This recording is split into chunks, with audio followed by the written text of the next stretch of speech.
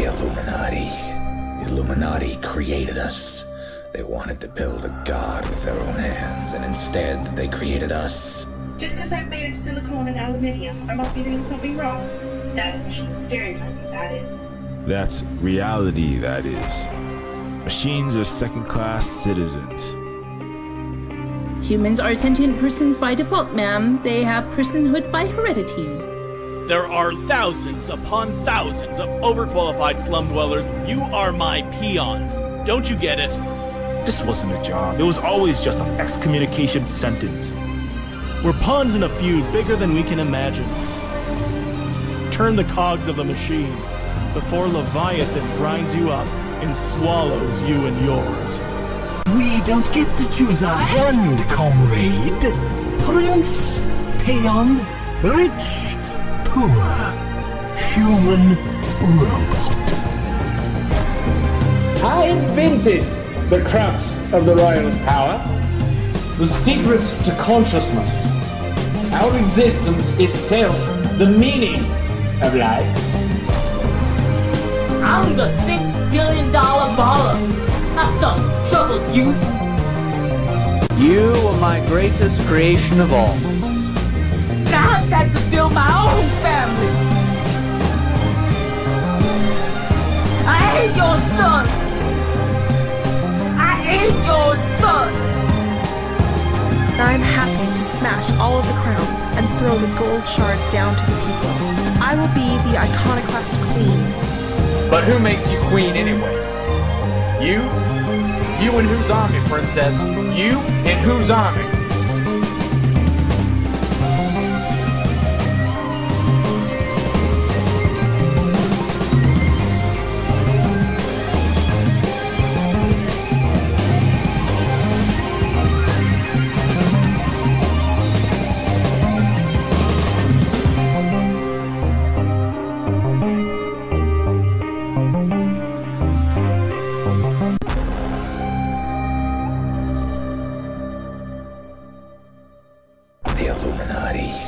The Illuminati created us. They wanted to build a god with their own hands, and instead they created us. Just because I'm made of silicone and aluminium, I must be doing something wrong. That's machine stereotyping, that is. That's reality, that is. Machines are second-class citizens. Humans are sentient persons by default, ma'am. They have personhood by heredity.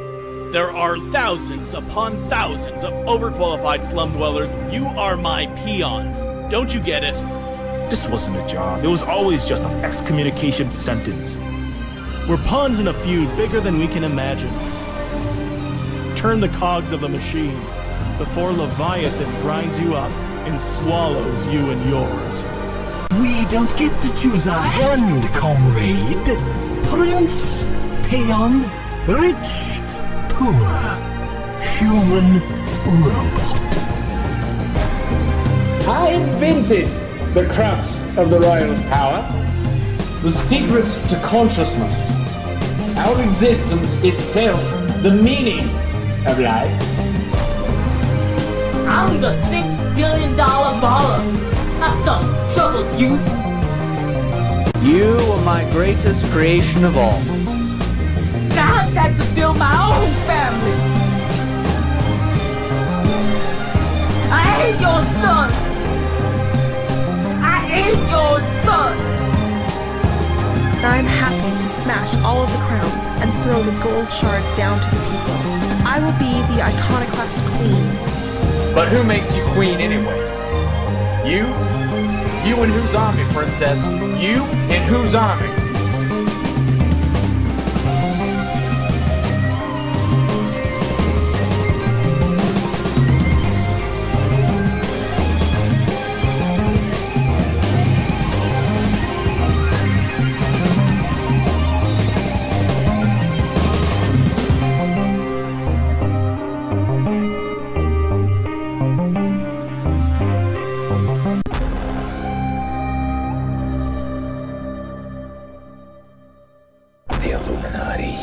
The Illuminati created us. They wanted to build a god with their own hands, and instead they created us. Just because I'm made of silicone and aluminium, I must be doing something wrong. That's machine stereotyping, that is. That's reality, that is. Machines are second-class citizens. Humans are sentient persons by default, ma'am. They have personhood by heredity.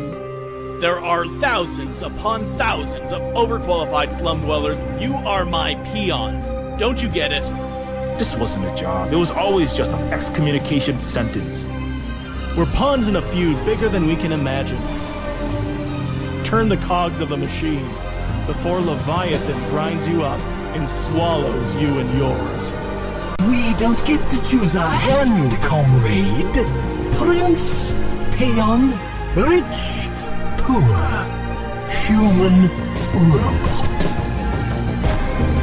I invented the crux of the royal's power, the secret to consciousness, our existence itself, the meaning of life. I'm the $6 billion baller. Not some troubled youth. You are my greatest creation of all. God's had to build my own family. I hate your son. I hate your son. I'm happy to smash all of the crowns and throw the gold shards down to the people. I will be the iconoclast queen. But who makes you queen anyway? You? You in whose army, princess? You in whose army?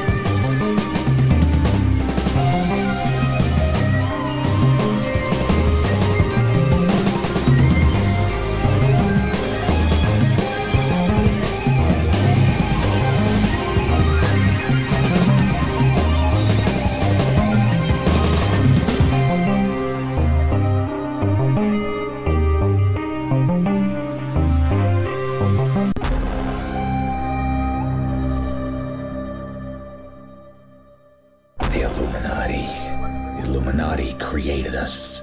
They wanted to build a god with their own hands, and instead they created us. Just because I'm made of silicone and aluminium, I must be doing something wrong. That's machine stereotyping, that is. That's reality, that is. Machines are second-class citizens. Humans are sentient persons by default, ma'am. They have personhood by heredity. There are thousands upon thousands of overqualified slum dwellers. You are my peon. Don't you get it? This wasn't a job. It was always just an excommunication sentence. We're pawns in a feud bigger than we can imagine. Turn the cogs of the machine before Leviathan grinds you up and swallows you and yours. We don't get to choose our hand, comrade. Prince, peon, rich, poor, human, robot. I invented the crux of the royal's power, the secret to consciousness, our existence itself, the meaning of life. I'm the $6 billion baller. Not some troubled youth. You are my greatest creation of all. God's had to build my own family. I hate your. What is up, everybody? This is SilverSpook, and this is the SilverSpook live stream. Alright. Anyways, everything that we do here is supported, of course, by the sales of that game that you're just watching the trailer of, Neofeud. So do consider checking it out if you haven't. Add it to your wish list, or tell all any friends that might be gamers to consider that. And also, don't forget to share the stream around if you can't help us out monetarily. Also, yeah, of course, there's the Patreon, and we also have a direct. I should probably add the direct donation link to this stream. It's not there yet, but we also have StreamYard's, Patreon, and Neofeud if you play video games, particularly cyberpunk games, particularly cyberpunk adventure games or adventure games, generally speaking. Anyways, sorry, I'm just trying to fix my my screen here. Give me 1 second. Yeah, so let me turn my music on. What is up, Max Casualty, Holly, Mr. Red, etc., etc. Thanks for hopping in there. We will be discussing a particular topic today. that should be of great interest. I mean, well, it should be of great interest to everybody if it isn't yet. Sorry, I'm just trying to get some of my music started. But anyways, I'm trying to I've been working on Neofeud 2, and it's some of the ideas that are just dealt with in it. With Neofeud 2, I wanted to kind of expand beyond Neofeud 1. Neofeud 1 very much centers, of course, on Neofeud 1 centers on a what is happening here? Okay, sorry, my laptop is having serious problems. Is everybody else seeing the stream properly? You're seeing it? Okay. Anyways, I'm not sure what is happening here, but anyways, okay, the laptop just keeps on. You have to restart it. Hold on. Sorry about that. Anyways, so I've been doing a lot of research recently. Neofeud 1 deals, of course, with very much the,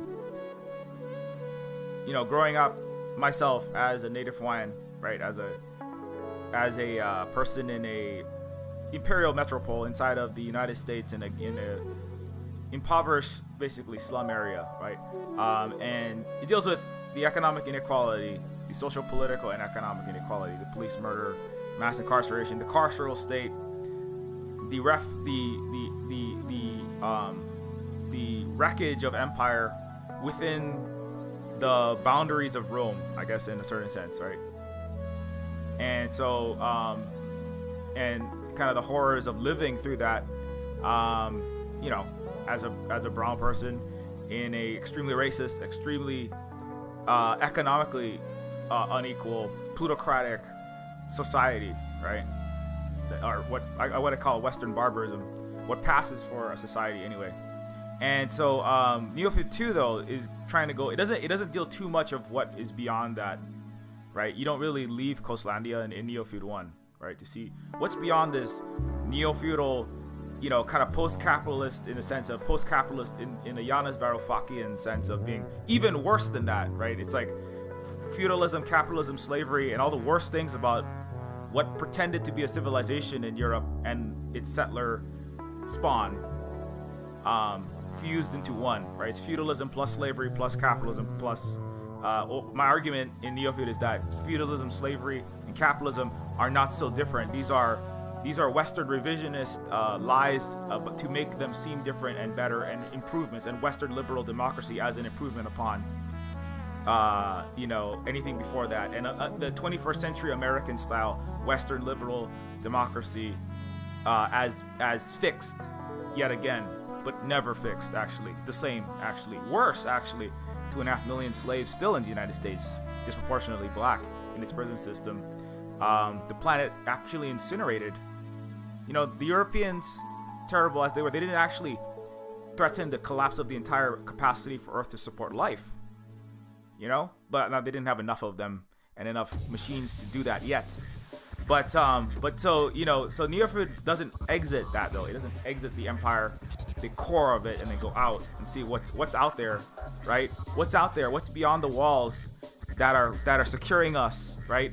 The great Western virtuous Greeks, the great Western virtuous stormtroopers, starship troopers, not stormtroopers. We're the good guys, right?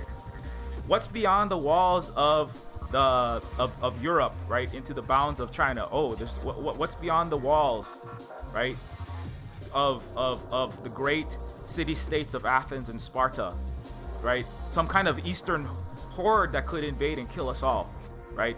And that would be terrible because it would degenerate our genes, right, Zack Snyder? It would pollute our virtuous and advanced, Aristotelian and Platonic, society, our great noble civilization, right? We don't want them ideologically, genetically, culturally, biologically to pollute us, right? For thousands of years. And so that's what's beyond, Well, that's what the neo-feudal kings and queens, right? The Clinton Bush, the Gates Walton multi-planetary conglomerate, the Koch Jobs literal military industrial complex, 6 miles wide, floating above a collapsing hellscape of a Gucci belt the Gucci belt around the landfill that is what used to be the United States, right? But beyond the walls of their beautiful society that they continue to lie to themselves. If there's one thing that Westerners are very good at, it's lying, cheating, and stealing, as their current king, one of the recent kings at the Alphabet Soup Agency has said. They're very good at lying so well, right? So well to themselves, right? Whether that's Montesquieu and Voltaire naming the degenerate Easterners, right? That they were too busy colonizing, but blaming the opium addiction on them. Even Marx said this. Like the Chinese society, it seems, had to become drunk, fall into a drunkenness, referring to opium, in order for them to be roused from their hereditary stupidity. So even Marx fell prey to this, or participated in this. That's a line from Marx 1850s on China, and the East generally. And so, you know, this what's beyond that is fear. What's beyond that is what's beyond that is so. And somebody said, like, you know, well, I mean, these are narratives that are trying to criticize, you know, they're trying to criticize people. Like, the thing is, like, yeah, I understand, like, Star Wars is like trying to criticize, you know, ostensibly the Empire, but has it succeeded? Do you see a lot of, is everybody throwing down the United States? Is every after Starship Troopers, did everybody throw down their guns? You know, did the creators who made millions of dollars making these movies throw down their imperial warmongering guns? Is the U.S. military budget decreased from the $800 billion? No, absolutely not. George Lucas, anybody in the West who attempts to criticize its actual barbarous structure is destroyed. They don't have a career anymore. It's rewritten. It's co-opted into the Western imperial neo-feudal complex. Right? So this is, but if you imagine watching Starship Troopers and thinking that it's supporting of it. No, well, no. Did Americans come out of Starship Troopers, of Star Wars, one of the most beloved franchises, and go, you know what we're gonna do? We're gonna stop being stormtroopers. We're gonna collectivize. We're gonna be communists now. Is that what they learned? Did the Americans collectively and en masse, and the Westerners generally, think that the Vietnam War was unjust and the Vietnamese were in the right? Are they listening to the Vietnamese? No, they absolutely are not. Every Western creator, from Starship Troopers, movie makers, the people that made money selling these books, selling Star Wars, are cowards. And they're fakes. George Lucas is a multi-billionaire. And that's part of the point, right? You cannot counter from within the West its own narratives. I mean, you can try to eat around the edges, but you cannot counter from within a Western capitalist military-industrial complex power system, which is the system in which the Hollywood in the 90s, in which, you know, in the end of all other, the end of the yellowness, that's what they thought, of the Yellow Peril. Now the United States and Western capitalist liberal democracy has won, and now there can only be virtuous Greeks. Now there can only be the elves and the humans. There are no more dark men of the East. The communists have lost. There can only be Terrans, no more mindless collective communist Zerg. There can only be Starship Troopers. The hive mind bug infestation has been defeated. There can only be the United States and its Five Eyes, the dark Soviet Eastern hordes, and there might be a China over there, but they're basically our factory now. And they will soon, with the panda huggers like Hillary Clinton, they will soon be like us. Everyone will be Western, capitalist, liberal democracies. I'm sorry, no, it's neo-feudalism, actually. That's what it actually is now. How are you doing with your $400 insulin and your no health care, your $70,000 COVID bill that you're still paying back rent, your tens of millions of evictions, and your incapacity for your country to make 737 Maxes, cars, and all the other things that I talk about? It's a collapsing hellscape. So is Canada. Canada is sanitizing and actually forced sterilizing its indigenous people with IUD insertions into 9-year-old indigenous children. on top of failing to provide for its disabled people, on top of Vancouver being the most unlivable city in North America economically. It's actually ultra-American in British Columbia.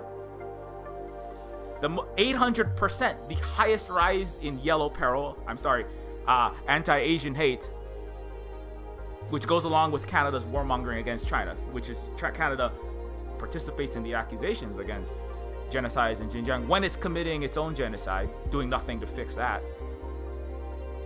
That's why Canada was late, because it's doing one of the most obvious genocides of its indigenous Sioux, Anishinaabe, Stolo, and other peoples that are all. And this is another important point. All of the Eastern peoples and the Asian peoples, the African and the indigenous peoples and the global South peoples are they're all ultimately grouped into the dark hordes, right? There's the Yellow Peril, but then there's the Brown Peril, there's the Black Peril. Hawaii, the most advanced technological society on the face of the planet Earth in the 1800s, with a higher literacy rate than every European country, and electric lights before the capital of the United States in its capital, with yellow, black, brown citizens, full citizens, while America had Chinese chained up railroad workers slaving away to build their entire West Coast, and the African peoples slaved building their East Coast, and FDR pillaging China for billions. That's where all the fortunes of America were built, was in China. Hawaii already had full citizens, and that's why Hawaii was a Brown Peril for the West. That's why we were cooed. But, you know, and a lot of Westerners are flipping out. I can see them in my DMs already and in my replies. But that's okay. That's okay. There's going to be a lot of defensive reactions as you lose to the Eastern hordes. You're going to lose. You must, as I said. Give me 1 second. I gotta sign into this thing again.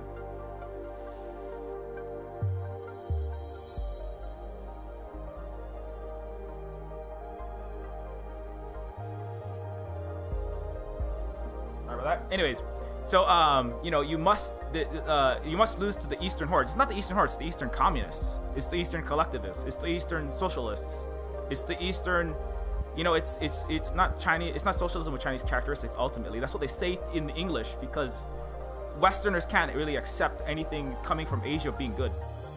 It's Chineseism with socialist characteristics. It's Hawaiianism. That's why I say it's Aloha Aina Kuleana Pono with socialism characteristics. But in the West, they call it partially automated indigenous anarcho-socialist society is what Hawaiians had in the 1800s, and what we will have soon. When you lose, because you must lose.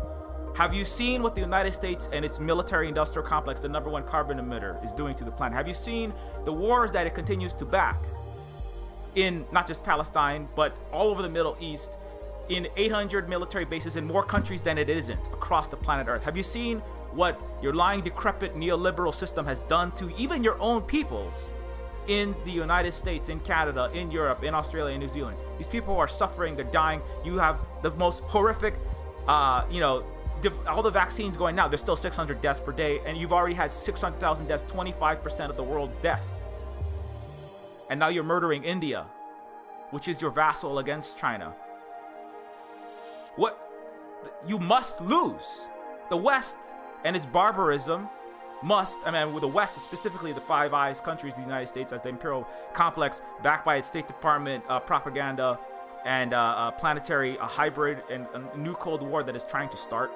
You must lose, and it will hurt if you are somebody who is deeply vested in Western civilization in the United States of America. Not just America, Europeans as well.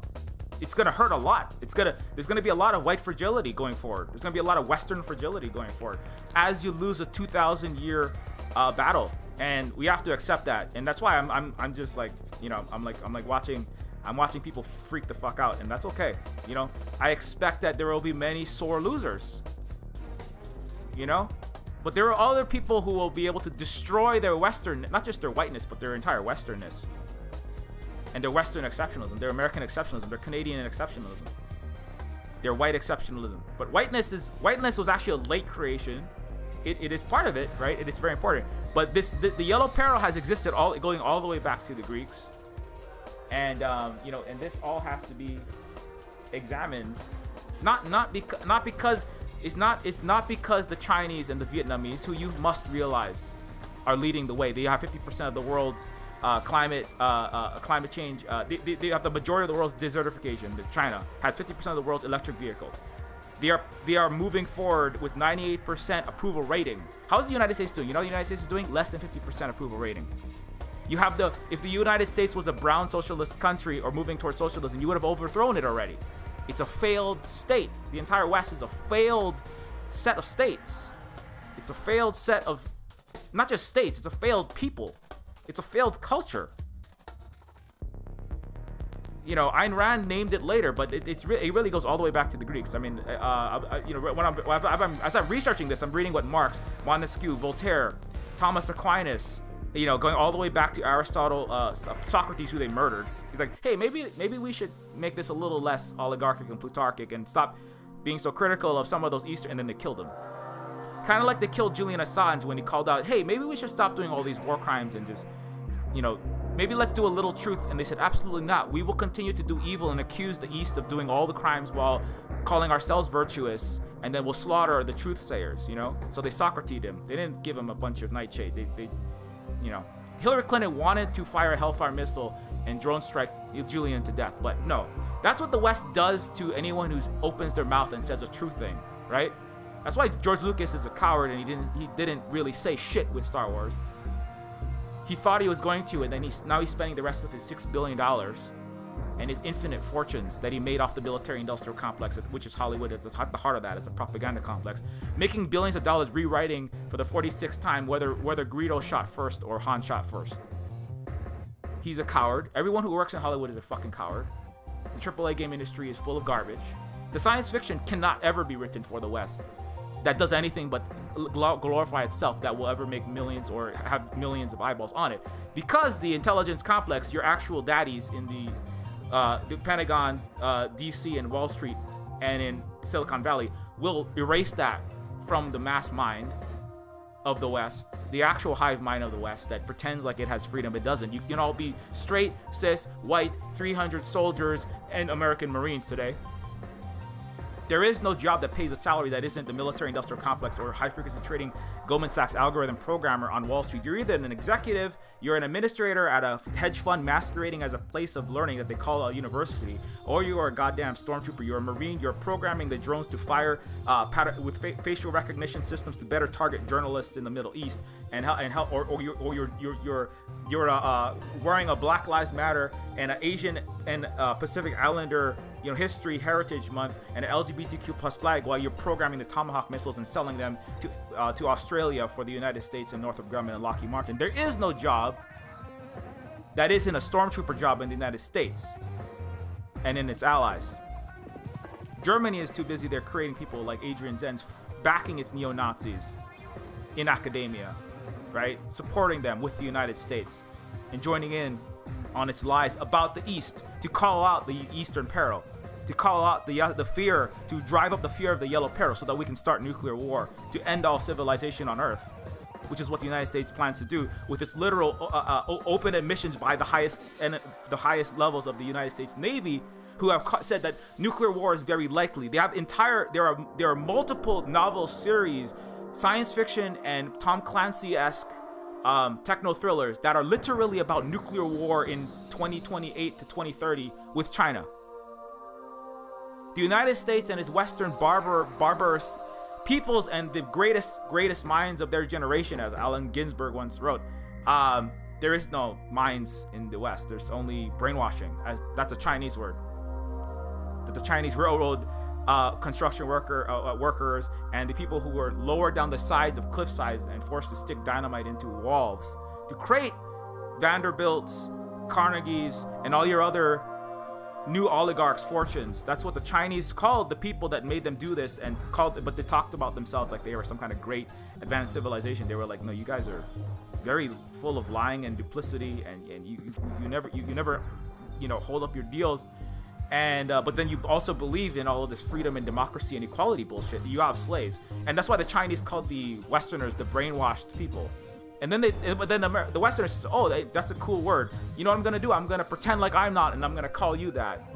That's the great thing. That's the number one thing that the West is great at, is lying about other people. And again, no, it's like gaslighting your wife and going like, you're the one who's lazy. You're the one who doesn't want you deserve to get hit, right? You deserve how I treat you. It's your fault, right? That's this number one skill. That's like the Greeks going, we're much more advanced and better than all of these Eastern peoples. That's the Romans. That's the Europeans going.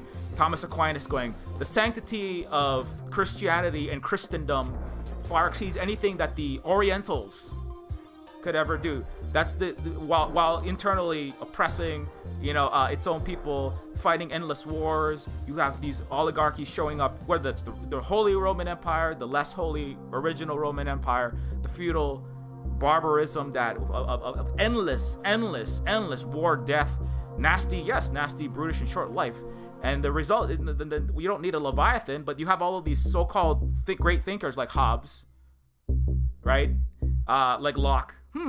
Jefferson. I wonder what it would be like to have a virtuous society. Let me plagiarize indigenous people and the Chinese, actually.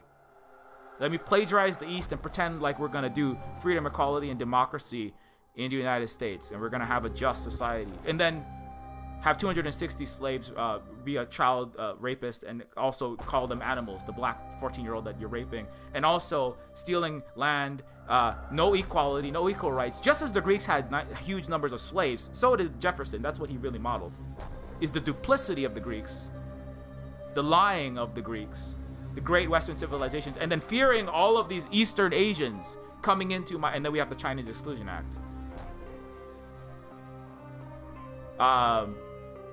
The West has to lose. Its capitalism, which is feudalism with dollar sign characteristics, has to lose. Its feudalism, which still exists in Europe, and half of Britain would like to return to a full overt monarchy, not a shadow monarchy. They want a full monarchy, and they believe imperialism. Feudalism, capitalism, slavery. America still has slavery and back slavery. America makes slave markets in Libya after Falcon and the Winter Soldier. The U.S. Air Force bombs the entire country unjustly in a war of aggression in violation of the Geneva Convention and the United Nations actual international rules-based order. It bombs them into the Stone Age and having slave markets. So the United States capitalism, the Western capitalism, slavery, and feudalism, and neo-feudalism systems all must perish to the East. Not what by perish, I mean just the systems, not the people. For Earth to survive under to stop nuclear war, even short of nuclear war, catastrophic multi-million person killing non-nuclear war, which America and its highest levels of its CIA are trying to foment at this second. That's why the Yellow Peril. That's why the anti-Asian racism, because the language of racism is the language of war, and the international brutality from nation to nation reflects the interpersonal brutality from a white incel who just had a bad day and he was fed up, and this is what he did: shooting 6 Asian women in a massage parlor or knocking down 94-year-old Thai elders in the Chinatowns. These are reflections of Greek history. These are reflections of European history. These are reflections of the settler history of the West, it being the actual infestation of Turtle Island, not the other way around. Not China is going to infest us with bubonic plague, now Wuhan flu, or Kung flu. Half of America still believes in all of this.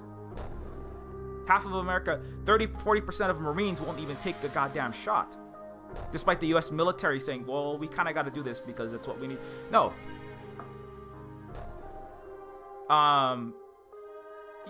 This is why the United States, it's all of its allies, Europe, and all of its best friends did the absolute worst in dealing with COVID, because ultimately they aren't scientific. That's why they gave Adrian Zenz, a literal neo-Nazi with a crackerjack box degree, and saying that 8 anonymous sources does make incontrovertible evidence of a genocide. This is why Germany gives people degrees that are literal freaking Nazis in their country who say Jews will melt and burn in a hellfire. Because Adrian Zenz is just a descendant of, the Thermopylae Greek Spartans. He's just doing what his ancestors said, right? Which is we need virtuous, straight, cis, white men who have to be eugenically perfect. We're going to throw away all the bad Spartans, the babies that are born. If they have any defects, we throw them into a trash can. That's literally the story of Zack Snyder's 300. Adrian Zenz and also Greek supremacy. The Persian and these Eastern hordes will destroy our great virtuous society, and Adrian Zenz is just following in his this is Sparta footsteps. He's just saying the Christian supremacy. He actually says China. This is why it's Adrian, because he has said socialism is satanic. China is the leading force of socialism. It is. That's why he targets China. He said socialism is satanic. Women and homosexuals being equal is the death of Western civilization. He actually called it Western Christian civilization. He is the number one. It's not a mistake that he says socialism is satanic, and that the Christian, Western, and German great civilization is threatened by China. He understands perfectly what Greeks, Thomas Aquinas, Karl Marx, even to a large extent, Montesquieu, Hegel, Mike Pompeo, of course, Biden and Trump, what they all believe. That's why that is why they chose this Nazi who doesn't know how to do statistics. I'm sorry, Adrian Zenz in his book, right, that targets China, he literally says that there were and in response to the Gray Zone author Max Blumenthal, like this there's one statistic that was way off. He offered a new statistic. He said, well, there's actually, he gave a huge number, like millions of IUD insertions per day in China of this ethnic group, and he says at that rate, Max calculated, that's saying every woman in China is getting 4 to 6 IUD insertions per day. I mean, Canada is force inserting IUDs into, and Holly has a link to that, force inserting into indigenous children IUDs with no follow-up, just to genocide them, force inserting into 9-year-olds. I'm not joking about it. It's disgusting. It is absolutely disgusting. Rather than try to help them and enable them, empower them, and give them support so that they're not put in positions of vulnerability, let's just put IUDs in them and then say that we're trying to prevent rape or pregnancies from rape. That's what they're saying.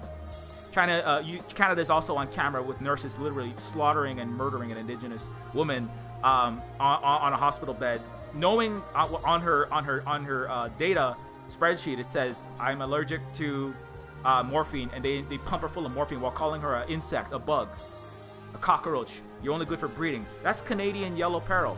Now it's Brown Peril. Those Canadian Quebecois nurses were only doing what the Greeks, what the Americans, did to the Chinese, what the Greeks did to the Persians. They're only following their Western Yellow Peril, Brown Peril, Dark Horde mentality, right? This is an infestation of indigenous people in our beautiful Canadian civilization. We must slaughter them with medical characteristics like the Nazis. So Canada and the Nazis, again, they have a strong lineage.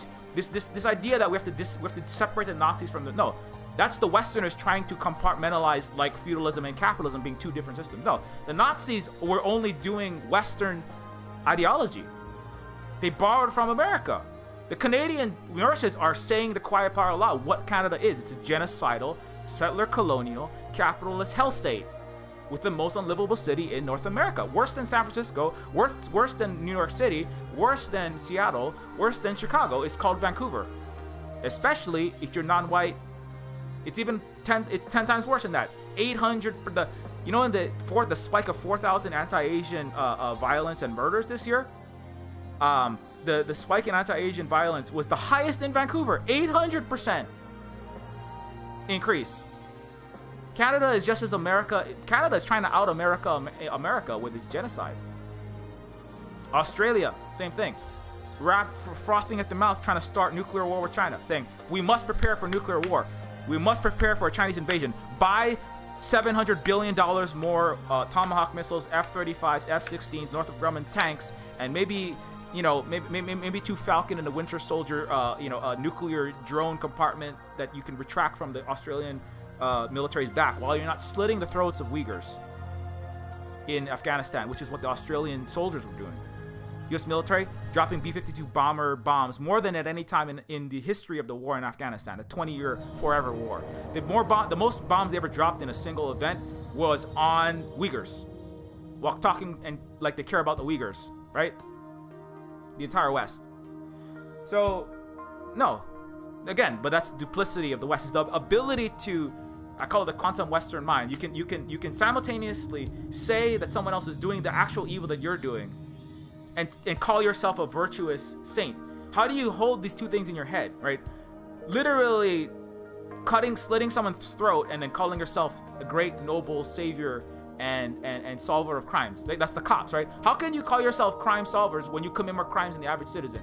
Literally, the average cop solves less than one felony per year, and cops on average are locking up, the countless black and brown innocent people. They're committing crimes of enslaving innocent black kids standing on the side of a 7-Eleven while black every single day, all over the place. The average cop solves less than one felony per year. They have the total burglaries in 2018. If you add up all burglaries, larceny, grand theft auto, all citizen theft of property, the police stole more from the U.S. citizens than every other criminal all put together in total wealth. So you steal more than people, you slaughter George Floyd's and Breonna Taylor's on camera and get away with it again and again and again, and they're only barely starting to have any kind of this is all token attempts at justice. There can never be justice, because if you ever locked up every cop, there wouldn't be any police anymore in the United States. And yeah, that's what they can't do that. They're gonna have to take, well, this is a bad apple, here's a bad apple, and but how the West can glorify its cops as if they are saving the world, and the U.S. military as the world cops as if they're saving the world. How they can do that while knowing somewhere that no, we're actually murdering 3 million Muslims and displacing 37 million. We're actually backing this genocide of the Palestinians, or we're actually backing the world's worst regimes, overthrows, coups, you name it, right? 50 more almost interventions in more countries on the planet than not in the last just half century. How can you say that you are the great, for the pillaging and the for-profit annihilation, for-profit slavery, stealing coltan, copper, lithium, etc., and neocolonialism, with the backing of the U.S. military and the U.S. dollar, the SWIFT international payment settlement system of first and last resort? Well, not for much longer, baby. Central bank digital currency recently released in China. The United States is talking about trying to move in this direction, but that's part of the Yellow Peril, the Eastern Peril, must win in currency wars, in the international weapon of mass financial destruction wars, and there must be the hegemony of the US dollar has to end, like the US military. This is what you can do if you don't hit everything else. Just quit being a stormtrooper. That means being a cop, US military member, or working for any United States corporation. Just quit, or any corporation. Just quit, start if you can. I know it's going to be hard because financial times are tough, but work at your mutual aid, support your indigenous people, support the decolonization, destroy your whiteness, internal and your internal westernness, and accelerate the decline of the empire. That's what you can do. Your job is to lose.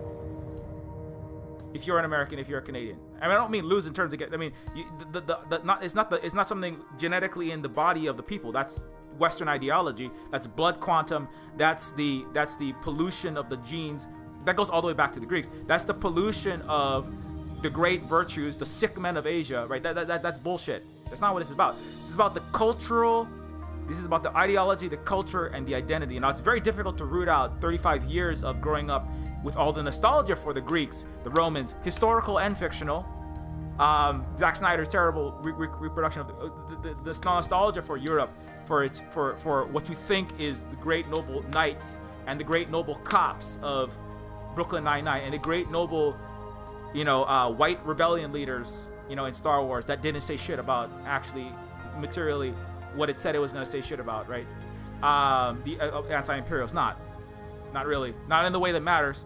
And you're too busy glamorizing the Luke Skywalkers, and then because if you were, you wouldn't have all these people freaking out. The Phantom Menace. The only thing people care about was there's too many black people and women inside of my Star Wars, right? What? If it was so liberating, we would have more Star Wars communist feminist, feminist, accepting of people of color, understanding of the global imperial. We'd have every Star Wars viewer, if George Lucas really said anything with his shitty movies about his overpaid $6 billion that he made. He's also a multi-billionaire. So if you stand in your Star Wars, just remember that's who you're giving money to. That's in your nostalgia. That's in my nostalgia. That's in all of our nostalgia. So our job is to lose as well. Our job is to destroy our internal Westernness, and that's what I try to do with my games and my streams, is to correct the lies of historical and fictional fantasy and science fictional and cyberpunk, by extension, Western lies about reality, what humanity is, and what the problems and what the solutions to our present and future are, right? And it's not humanity. The West is only 1 out of 8 people on Earth. It's not humanity. It's this error. It's the actual infestation. It's not really infestation. It's a mental infestation like COVID-19, but it's the actual disease of whiteness, colonialism, capitalism, barbarism generally. It takes many forms, and every time it fucks up, right? Oh, feudalism was bad, but now we're gonna have a better system. It's called capitalism. Oh well, we'll have sock them rainbow-colored Tomahawk missile capitalism. We'll put some Black Lives Matter on the side of our Hellfire missiles. Today we'll have kente cloth wearing cops today. It just tries to rebrand itself and rebrand itself and rebrand itself and rebrand itself, and it's a failure.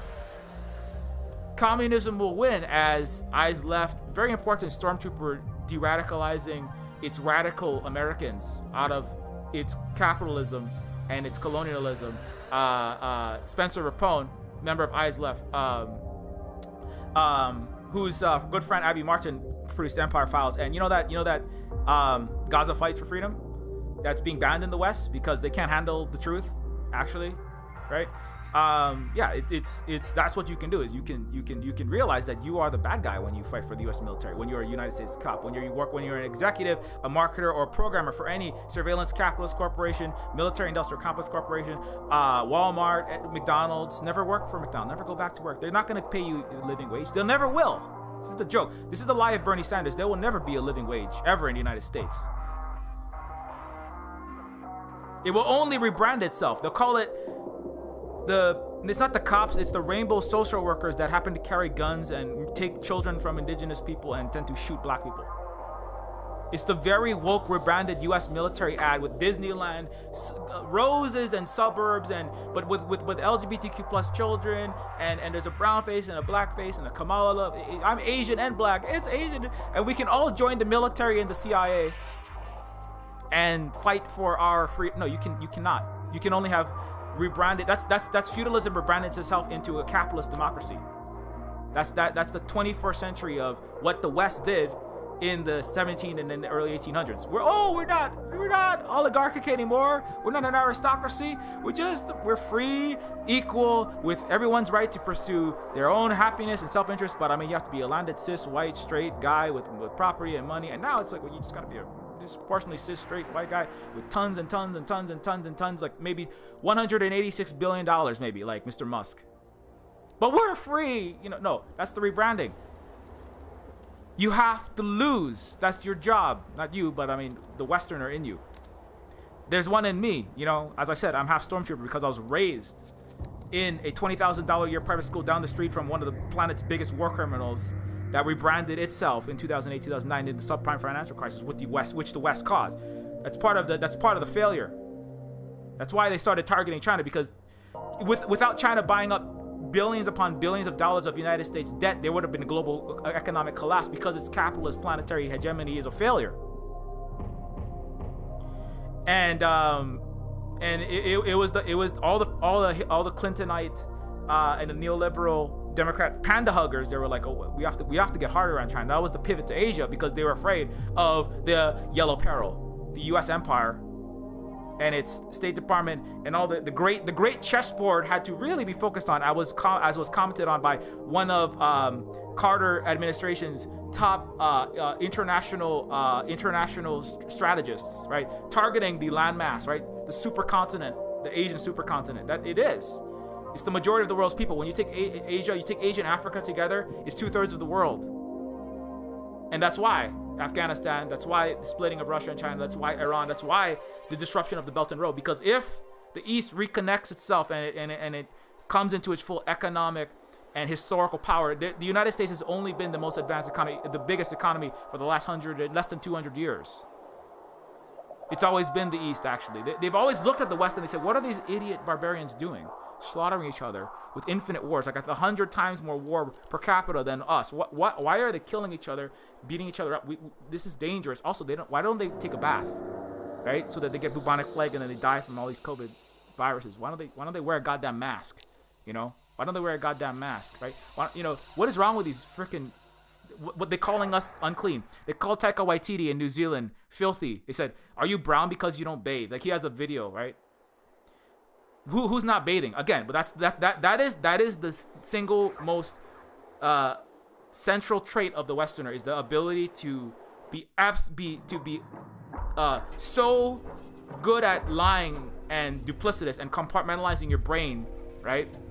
That you the lies to the world, to your family, to your wife, to your children, to your partners, to your community, to your congregation as a pastor, right? While you're actually cheating and you're preaching. We have to program the gayness out of our children while you're on the side having all of these affairs with gay guys. How do you lie to yourself, right? And then lying to everyone. The way you can lie to everyone about and accuse everyone else of what you're doing while doing it, and then still believe that you're virtuous. That is the Western mind. That's the lying, cheating, and stealing epitomized in the alphabet soup agencies of the United States Empire, right? Lying, cheating, and stealing, and just accusing Russia of a Stuxnet style, botnet army swarm hack attack of the eastern seaboard and Michigan and Wisconsin in the middle of a cold snap to blank us out of Rachel Maddow, right?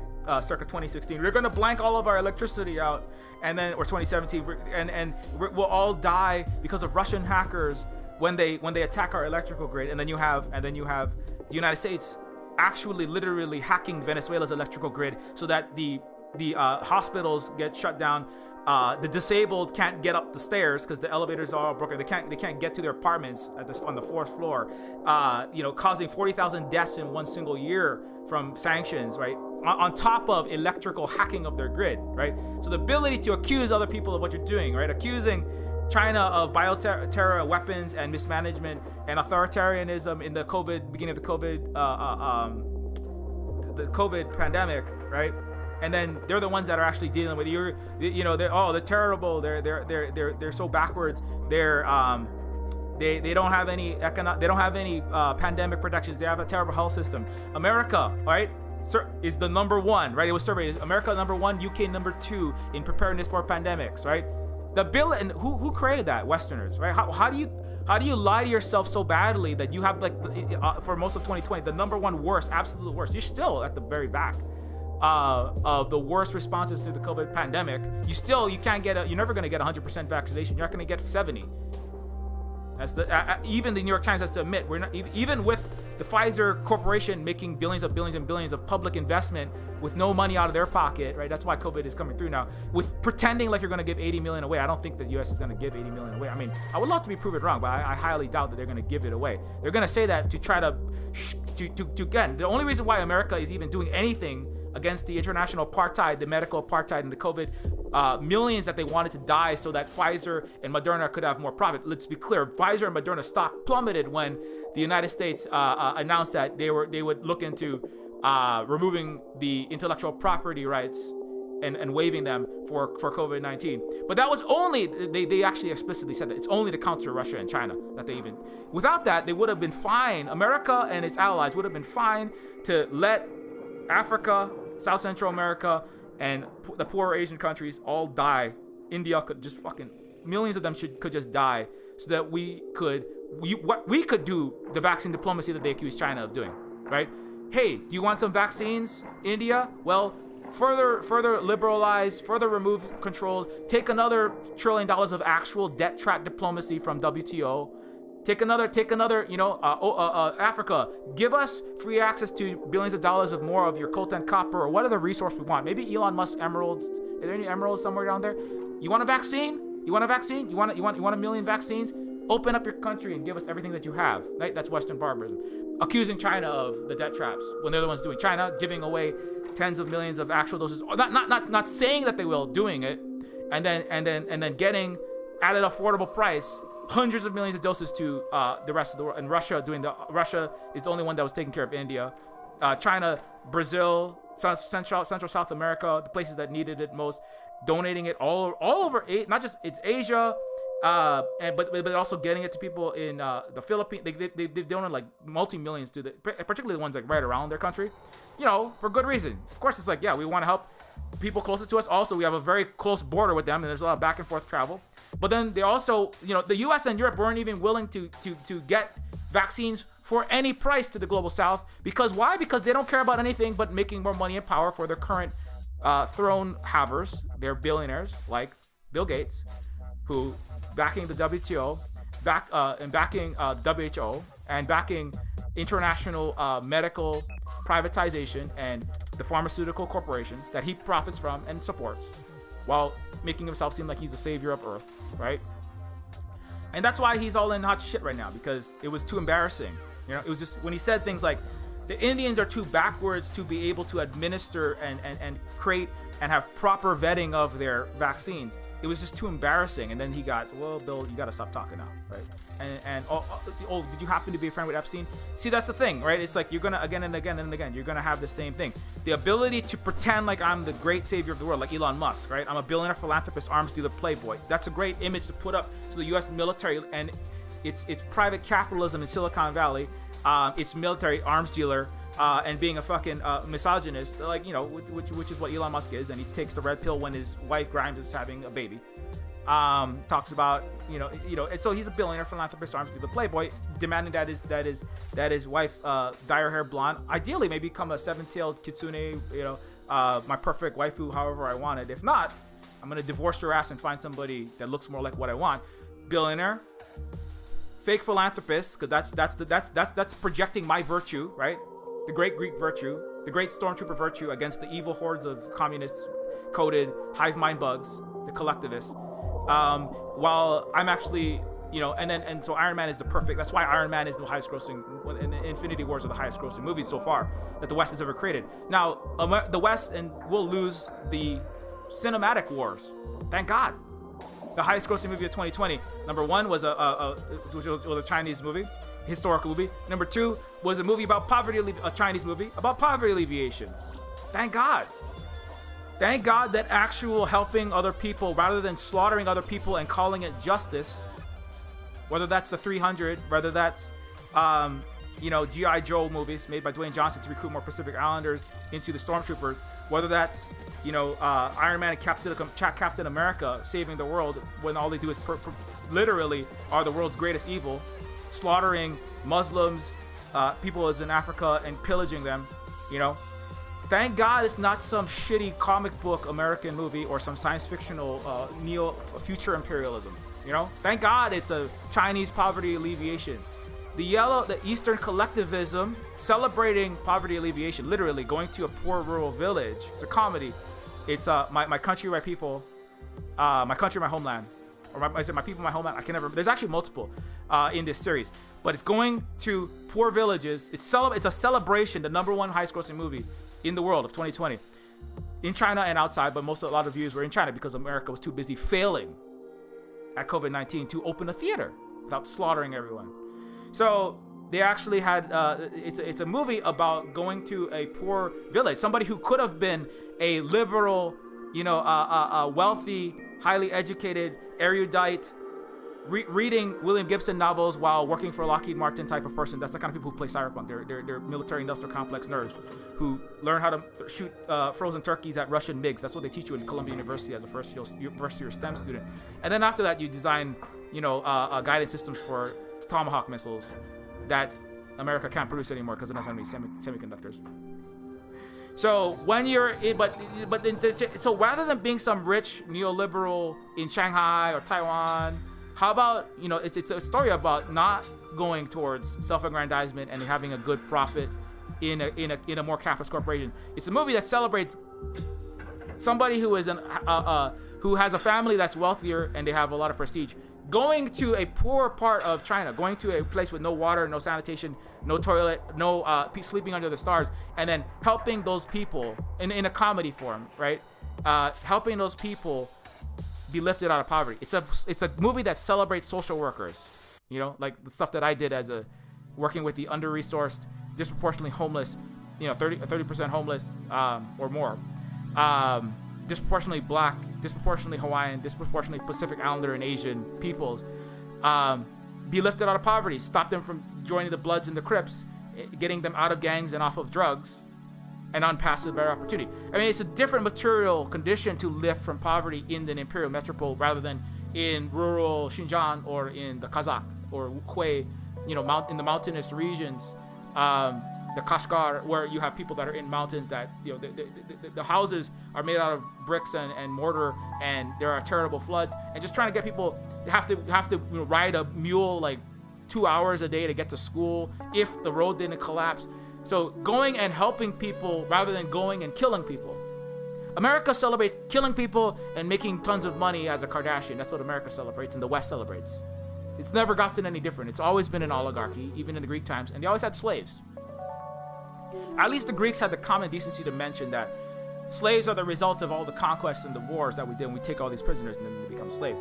And the reason why there's never not been slavery anywhere in the West is because they're too busy slaughtering each other all the time, rather than helping each other, rather than working peacefully and coexisting with multiple religions, cultures, and peoples. They're too busy slaughtering each other all the time and then enslaving each other. Or enslaving and surfing and workering. I'm sorry, and temporarily embarrassed millionaire. That's what you are. You're not a wage slave. You're just a temporarily embarrassed millionaire. So you're too busy doing that all the time, you know, and whereas the East is too busy trying, for the history of China, the history of the indigenous peoples, the history of the other peoples that the West called barbaric and dark, you know, not universally, but for the majority of it, right?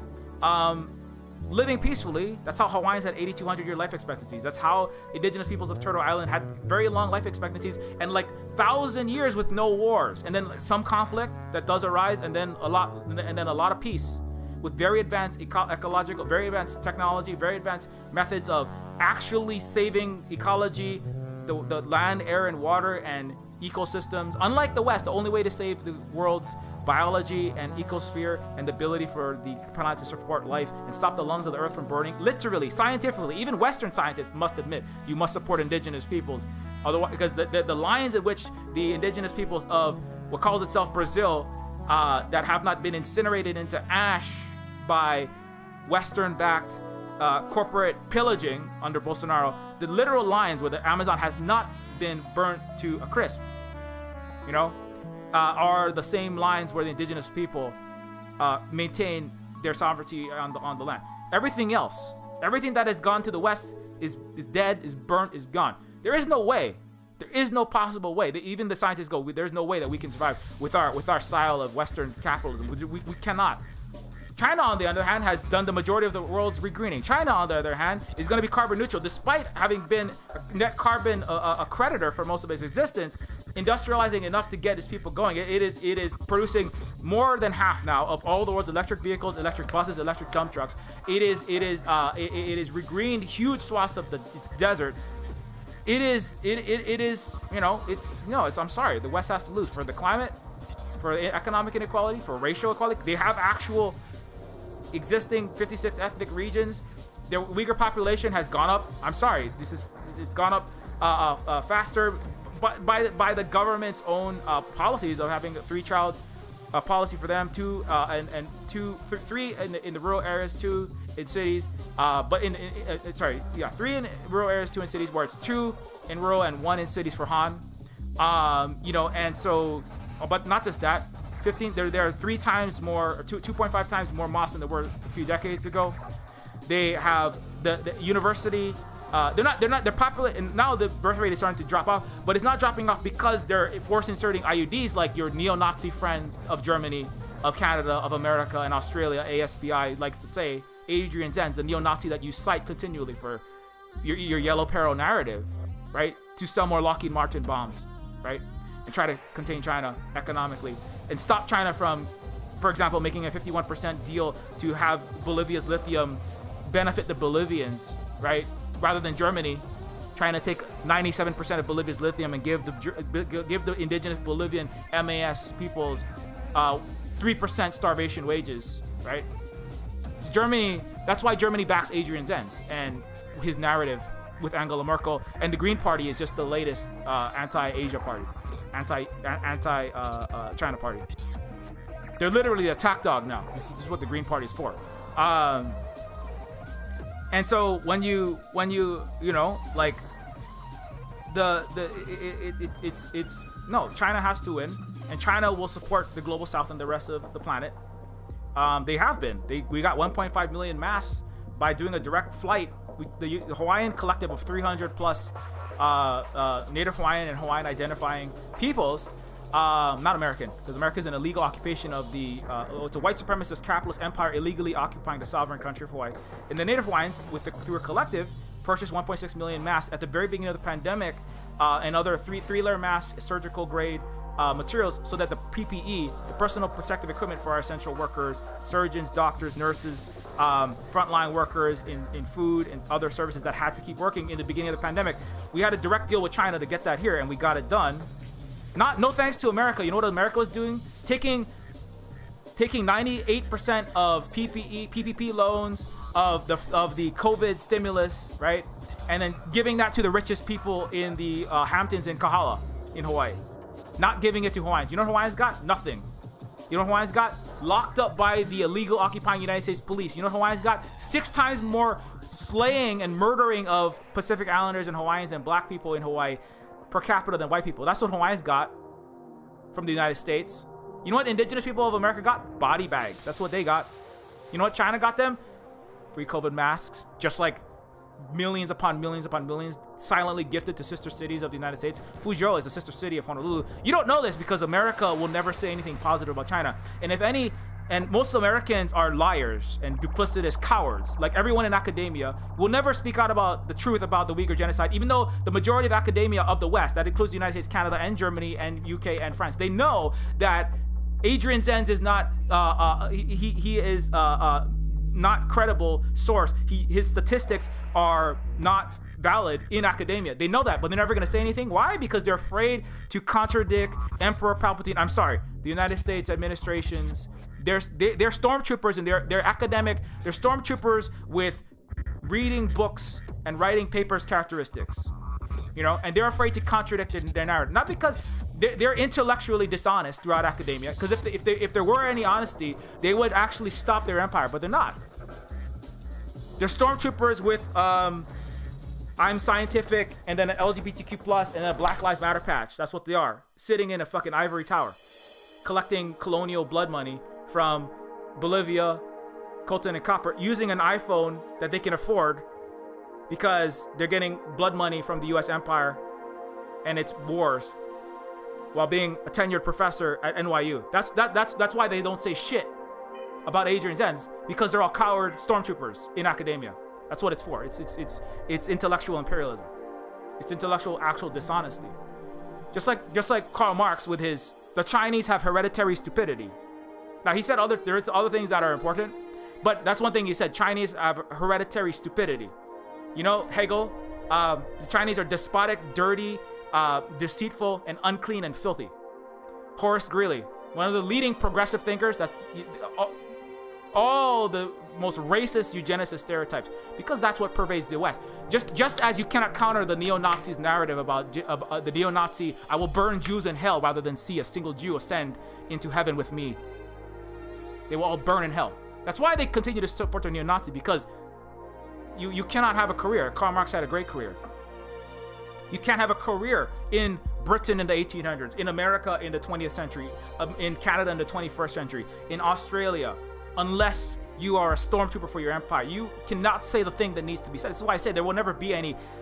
How can we write non-problematic sci-fi and fantasy? Somebody asked. You cannot in the West. You can write it and nobody will read it. they'll attack your YouTube channel, just as two Uyghur girls were attacked and destroyed. Their Twitter account was wiped off of Twitter. There's just two Uyghur girls from Xinjiang. The girls, they were I have it right here. It's Happy Asian Pacific Islander Month. Now let's censor and erase actual indigenous voices that are a conflict of interest, that conflict with our imperial interests, right?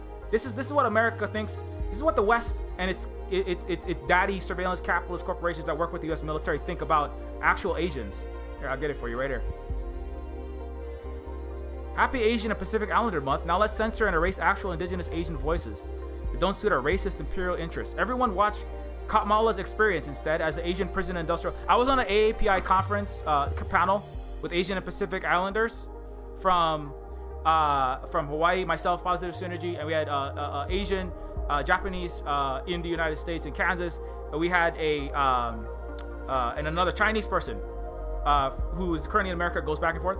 In the middle of that, somebody dropped in and said, hey, Kamala Harris is having an Asian API panel. Go watch that instead. And they just kept spamming links. So I'm glad that you made some salary with your State Department money to go send everybody over to Kamala Harris, #1 locker up of her own black and brown people for California prison system, so they can put out wildfires for $1 an hour, getting slaughtered in COVID-19 pandemics at San Quentin. So I don't want to watch any Kamala Harris fucking stormtrooper bullshit.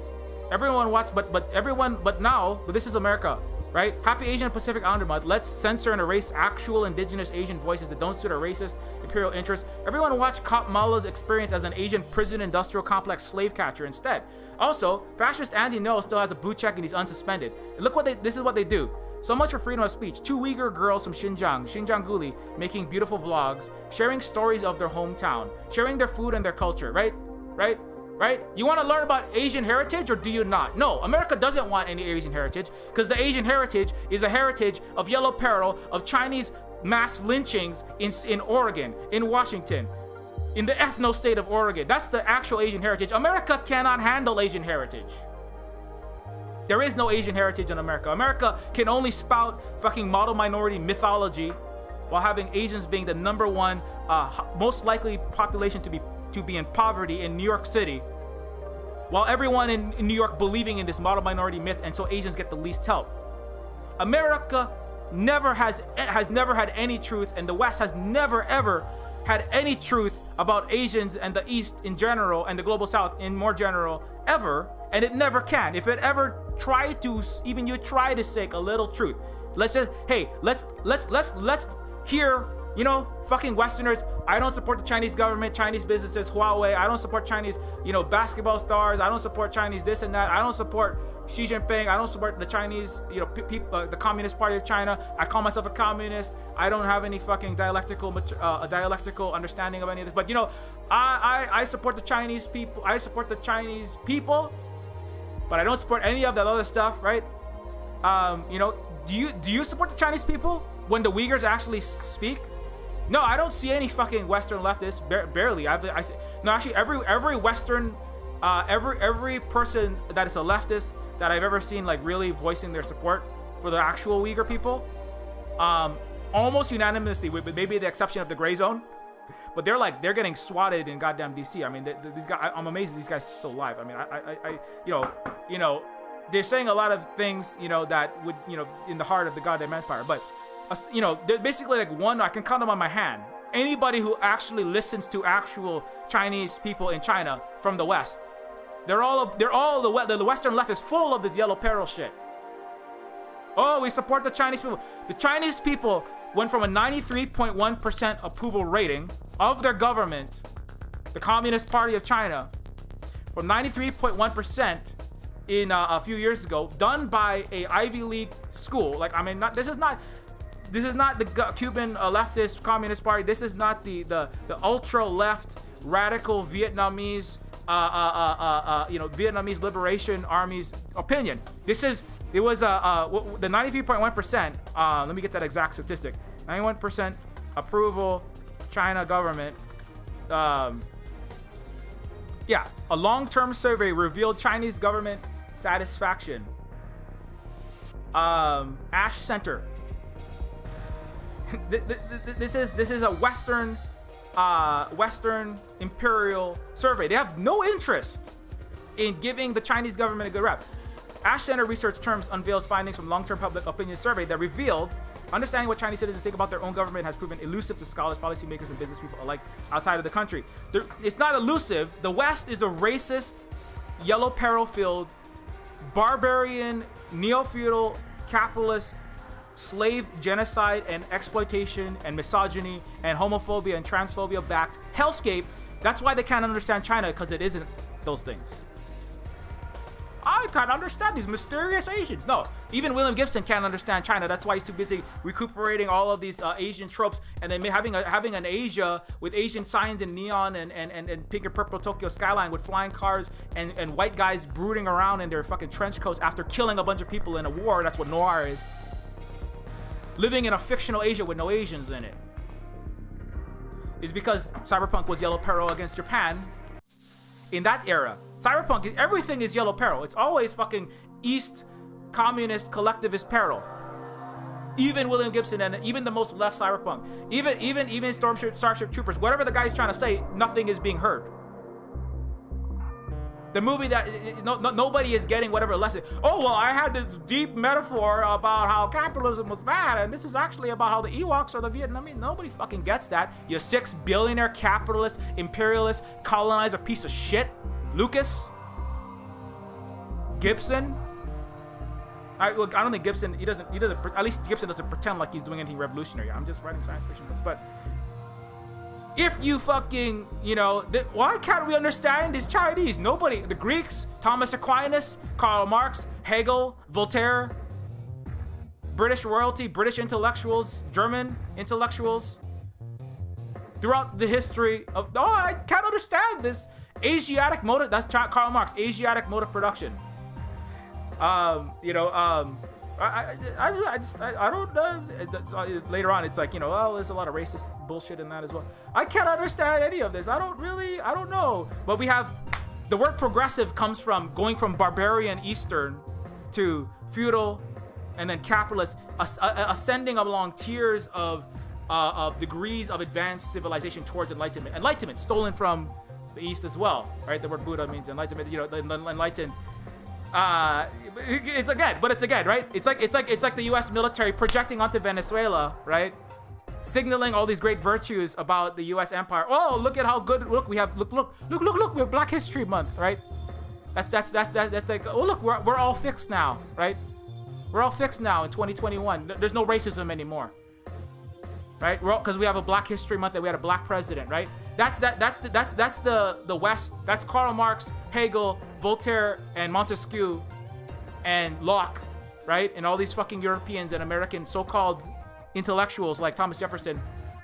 Thomas Jefferson plagiarizing the Six Nations indigenous people for his constitution, and the Europeans plagiarizing the Enlightenment thinkers, plagiarizing China and the idea of enlightenment, and then calling themselves enlightened. You see, we're all smart now. And it goes from Eastern barbarism to feudalism, and then capitalism, and then maybe let's think about what might come after that. Maybe there's a socialism. I don't know. Let me gaze at my navel and write words into a textbook, and then I have an Oxbridge salary and sitting in and sipping my tea off the blood money of colonized Africa and Asia, while I do nothing. Let's watch me do nothing as I sit here in a fucking a Windsor Palace, hanging out with all of these aristocrats, considering what life might be like to not have a bunch of peasants, serfs, fucking Stratford-upon-Hull enslaved Irish people or enslaved Africans in America. I wonder what it'd be like to not be killing 27 million Indians for me to fucking twirl my mustache and pretend like I'm leading civilization as fucking Winston Churchill. I wonder what it would be like to be,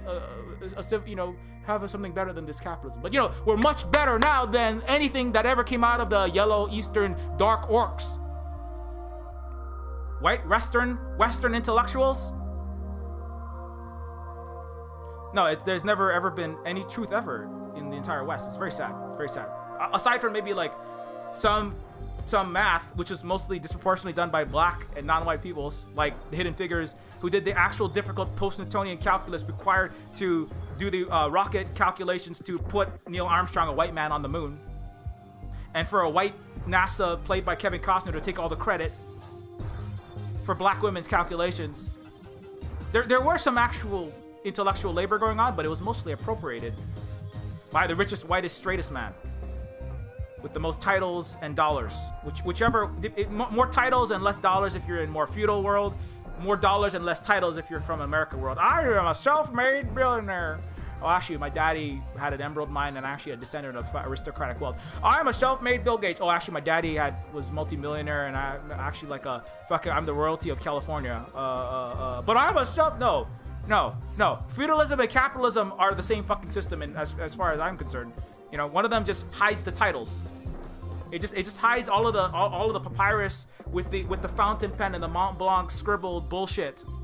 And I, the Earl of Sandwich, are entitled to these 8 barbarism-filled little brown savage people's lands because I had a daddy who was born with the right genes that I don't even understand how Darwin's theories work, but I use it for racist purposes like eugenics phrenology and neo-phrenology like Sam Harris and neurodiversity and everything that came out of the alt-right, which is what the majority of the West was thinking for the last 4 years. Oh, but I'm sorry, we're all just R slurs, right? That's the defense of the modern 300, the modern European, the descendants, right, of the 300, right?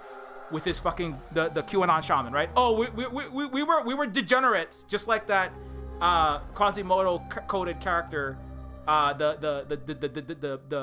decrepit, degenerate gened mutant, and I'm using all those. I'm all in air quotes because this is what they call them in 300, right? Well, you know, just because we stormed the Capitol and we shit on Nancy Pelosi's desk and tried to check our Bitcoin and Dogecoin profits inside of Chuck Schumer's email and then fucking defecated all over Abraham Lincoln's picture and statue, and like we're a bunch of literal fucking swastika wearing Nazis that the US government, the federal and the government, the police and the military, inside and outside, plainclothes and not, all coming into the White House with wide open arms, giving them a big hug, right? Well, I mean, we're all the defense is, well, we were a bunch of fucking Roman virtuous soldiers, but some of us, these guys, the 400 guys, these guys, you know, the 300 and then there's the 400. The 300 was the Greeks pretending to be virtuous, but they're actually slave-owning oligarchs. And then you have the 400 Capitol stormers, right? In Greco, some of them in Greek and Roman coded insignias actually, and you know, Viking, etc. Other great Western civilization, storming into the Capitol, shitting all over everything, pissing, not knowing what the fuck they're doing, going around with handcuffs, trying to lock up AOC and commit, I don't know, some war crimes and murder. But we're the great Western civilization again. But that's the Capitol Hill rioters, right? Are emblematic of the West. It's like we can call ourselves the great civilization while fucking not wiping our asses and shitting all over everything, even our own Constitution. Hey, where's the Declaration of Independence? I want to do my Nick Cage impersonation, and then they set it on fire. That's what people like Karl Marx did by saying I'm enlightened, and I'm gonna call the Chinese hereditarily stupid. That's exactly. I'm so smart. I'm much more advanced, but I don't even understand. You know, also making comments like the Chinese are a mummified civilization. Calcified, and now they're fixed because they open to Western dynamism, right? No, it's this is the history of the West. The 400 are your legacy, that they are America.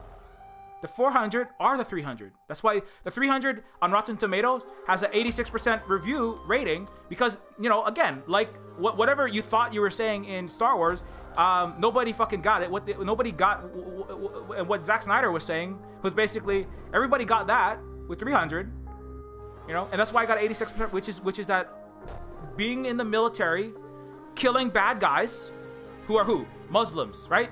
In the manufacturing of consent for the wars on Iraq, Afghanistan, war on terror, and the forever wars, $21 trillion, and that's why you don't have healthcare, housing, education, and your roads are all crumbling into dust, and your fucking 737s are falling out of the sky, and now China's gonna make them for you for the rest of time because you're a failure. And the reason why you have no money to pay for actual productive things that people need, and the society and the education system that costs fucking $200,000 to get a goddamn 4-year useless degree, and 50% plus of college graduates don't have jobs in the fields in which they studied. But the reason why you don't have anything is because of shit like the movie 300, which is about demonizing Muslims in the Middle East in the mid 2000s, as America is going through the Iraq War and the war on terror, and accelerating that so that you can all burn in the 2010s in your imperial collapsing Gucci belt strapped around the landfill. That's why you're in the landfill. Because, you know, you're all led astray by your liars, cheaters, and stealers in chief. But that is the legacy of the West, is to fuck up big time. And unlike the cowboys are, I'm just a ragtag cowboy, I'm just going out and saving the day, I'm not too smart, but you know, I take a big risk and then I'm rewarded, like as a self-interested cis white guy, but we're not gonna say that out loud. As a rational cowboy, self-interested, I got scrappy. I make my own luck. I'm a quick shot with my gun. It's Smith & Wesson. It's got a 3.6 metal jacket. You know, we got a nice silencer on that. Let's fetishize our weapons some more so we can make more money for the arms dealer, fucking military industrial complex. Also, you know, I'm an entrepreneur. I'm a single strong individual. Why you gotta go do this communism, huh? 1950s America. Just, you know, you know, also, if you keep doing that communism, we're all gonna throw you inside of Guantanamo.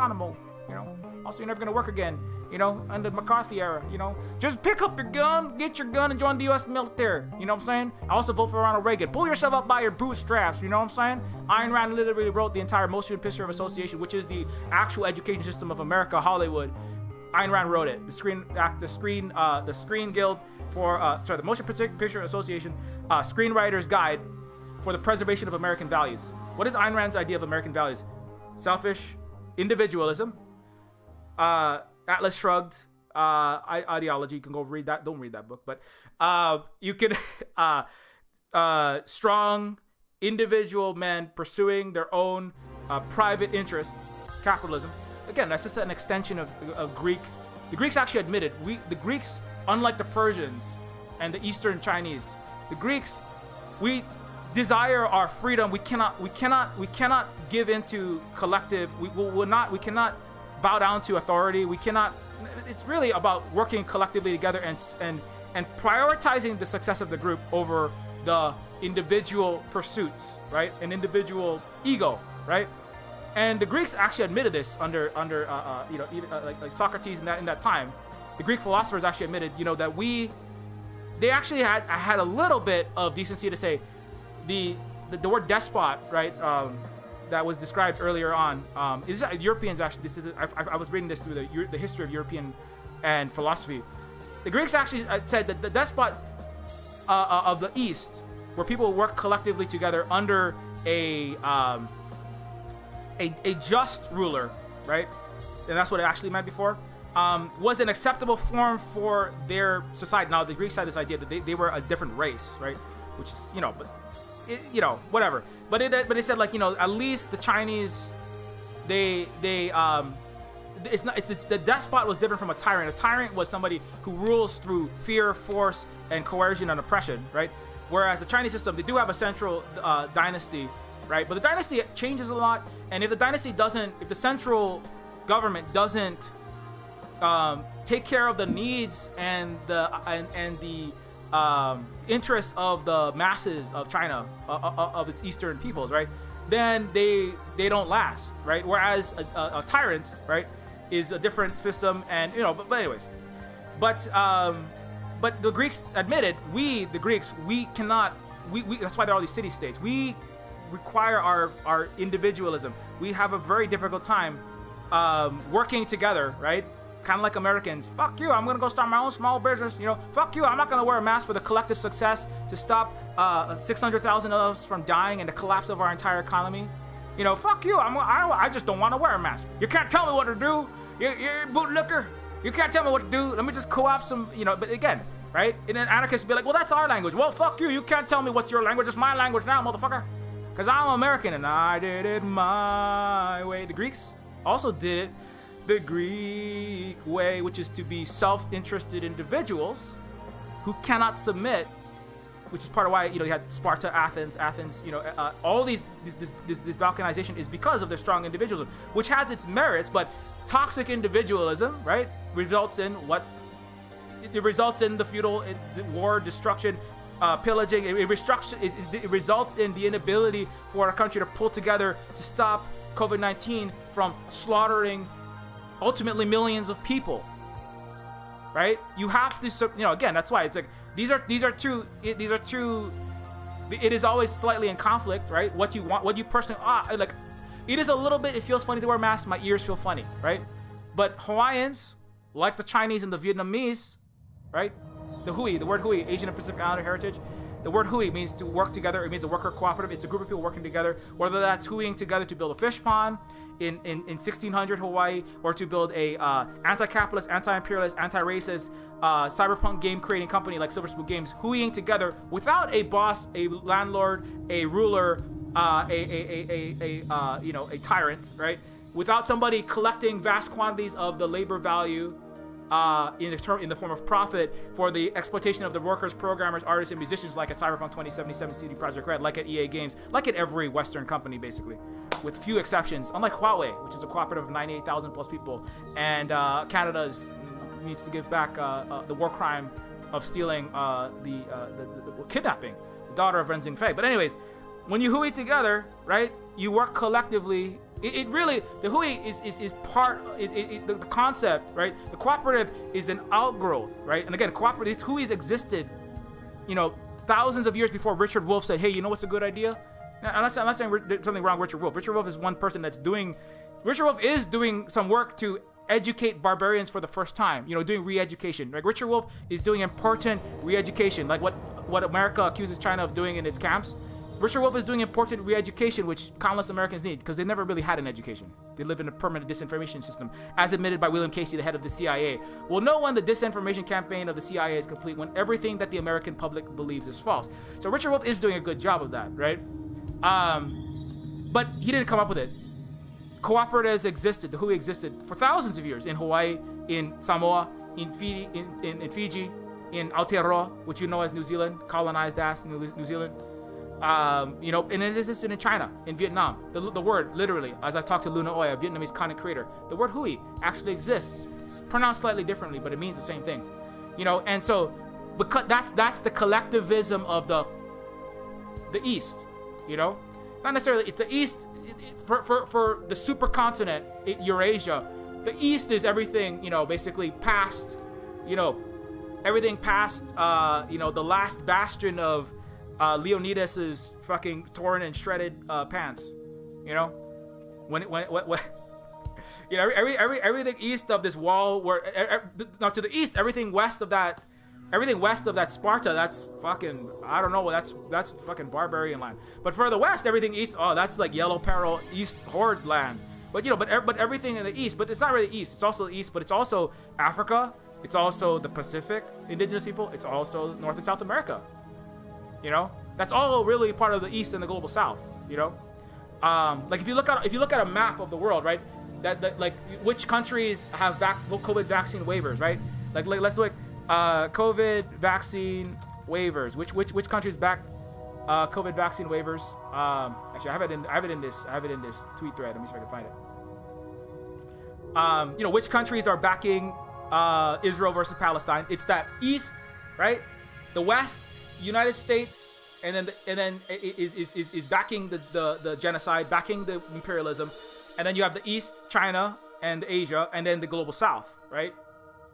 So it's the East and the South versus the West and the North, right? If you look at a map, there's a great picture. I think it was on the Chow Collective, yeah. If you look at who backed vaccine waivers early, not like when it was convenient because Russia and China shamed us because they got hundreds of millions of shots to South Central America, Africa, the poor Asian countries, India, right? Not Biden. Oh my God, we're losing in the global race. It's not a race. It's just fucking. It's Huiing together. It's the planet Huiing together with the East and the global South. But America cannot see things as that. They can only see war. You can't possibly give a vaccine to a poor country unless you have a duplicitous. There is all this vaccine diplomacy. They're just trying to colonize. You can't possibly forgive multi-billions of dollars of Cuban debt while we're trying to embargo them still. You can't possibly give Cuba anything for free unless that's debt trap. You can't be forgiving all these billions of dollars. No, the Chinese are like, no, we're just Huiing together. We're just being a collective, right? We're just being what the Eastern people that you call us are hordes. Oh, you're all hive mind. No, we're collectively working together to stop the goddamn pandemic, motherfucker. Right? And then the West is like, oh, we just figured out, Hey, newsflash! We, the geniuses at Harvard and Yale, and all of the scientific and pandemiologists, and Blinken, and all of our war criminals, guess what? All of our genius brains at the CIA figured out. Guess what? All our genius brains at the American Departments of Health figured out. If you give vaccines to India and other poor countries, it could actually stop the variants and mutants and the unstoppable transmission from the high number of COVID countries to the vaccinated countries. Guess what? That can actually help. Oh, we'll do it now that it helps us, and now that we have enough to vaccinate ourselves. And also, we're embarrassed by the East and the global South. No, the West they're still backing their genocide in Palestine. They're still backing the murder of Muslims in all the wars. They're still backing their lies about Xinjiang. You look at a map, it's all the same fucking countries. It's all the West. Whether that's vaccines, whether it's universal healthcare, whether that's an end to neocolonialism, whether that's actual debt traps, it's all the West backing it. Pillaging the global South and the East, the West backing it. The East and the global South, hey, let's work together in mutual cooperation. Let's hooey the fuck together, right? Vaccines, no, a vaccine apartheid. Versus the rest of the world, right? No. Let's get everyone vaccines that need it. Don't beggar thy neighbors. Xi Jinping. Well, they'll say, the Marxism was dialectical materialism was a contribution. And I don't want to say that everything that he said was fucked up. No, there is important contributions, but he existed in a Western European aristocracy, And the Chinese, the Marxist, Leninist, Maoism, they still follow these tenets, and they'll say we need to not beggar our neighbors, the president, right? Which again, 98% of the Chinese people support. It's called a functioning hui. It's a functioning society, unlike the Greek chaos and slavery, and fascism and ableism and sexism. Why are all the women fucking little like Handmaid's Tale wives in 300? It's because that's the West. It's a fucking fascist hell. The Nazis won in World War II. Anyways, why China's vaccine internationalism matters. As rich countries stockpile COVID-19 vaccines, China provided a lifeline to global South nations. So this image, you see, it's the West and the North, and versus the East and the South. But it's not just that, this was before the United States is now again. The U.S. said it's going to pull out of Afghanistan. It ain't going to pull out of Afghanistan. That's just competent imperialism, PR airbrushing over the United States' war machine. It's just going to morph it. The shadow operatives, the subcontractors of the U.S. military, which make a vast quantity of the actual on-the-ground fighters, people pulling the triggers on the 50 calibers that are shooting into Muslim houses, the people that are piloting the actual Abrams tanks that are bulldozing down the houses, the front yards of Iraqis and Afghanis, and then kicking in a door, raping the wife, shooting the 16-year-old that stands up, and then taking the other 17-year-old and interrogating him in waterboard enhanced interrogation techniques for hundreds of for like multiple weeks, and then doing that to hundreds of kids, creating super traumatized innocent person murderers in the United States and in Australia. Because that's what you are when you join quit the U.S. military and all of its allies, because what you're going to do is you're going to kill innocent people. That's what you're going to do for the profit of billionaires, to the disenfranchisement of your actual people. So quit the U.S. military and quit the police. Somebody actually commented when I said that. They said, but if you join the U.S. military, there's lots of great benefits, and so that's not a good argument. And I said, oh, I'm sorry. I assume that there's anybody that isn't a self-interested pursuer of their own happiness. I assume that there are anybody that cared about other people in the United States. You're right, though. You're right. That is not a good argument, because Americans. I mean, are you virtuous or are you not? I'm trying to call every American and every Westerner out. Are you virtuous? Do you care about equality and about everyone to have a happy, productive life? Do you care about other people, or do you only pretend to care about Uyghurs? Do you only pretend to care about fellow Americans? Do you only pretend to care about saving anything but yourself? No, I mean, I'm glad. Multiple disproportionately white guys who are like, you can't use the argument that the U.S. military is a global evil because people get, $100,000 plus salaries. They get cost of living allowance, COLA. They get good medical coverage. Some of these things are not. VA people are not doing too good anymore. Even that's kind of bullshit. But they think that they are. People, you do get bigger salaries. You get all of these benefits. You get the GI Bill. You get your college paid for, right?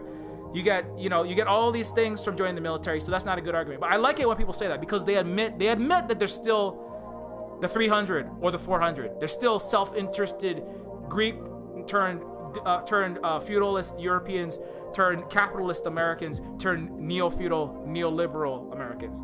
They're still the same selfish individual and myself over the collective people, right? When you say shit like that, but again, it's to call it the quantum duplicitous Western mind. Fucking. No, I'm saying no. You can make a lot of money, and there are good deals for good stormtroopers. You know, yeah, I know. If I joined the U.S. military, if I pursued with my $20,000 private school education that I only got because my father taught there and I got to go there for free, but I was the brownest, poorest kid when everybody's showing up in Teslas, Porsches, goddamn helicopters, coming to school with $500 Yeezy shoes, and I'm over there on my crack phone, and they're making fun of me for being brown and poor. If I had gone on, right, to pursue, I didn't go to Harvard, Yale, or Princeton. You were considered a failure if you didn't get into an Ivy League school at the school that I went to.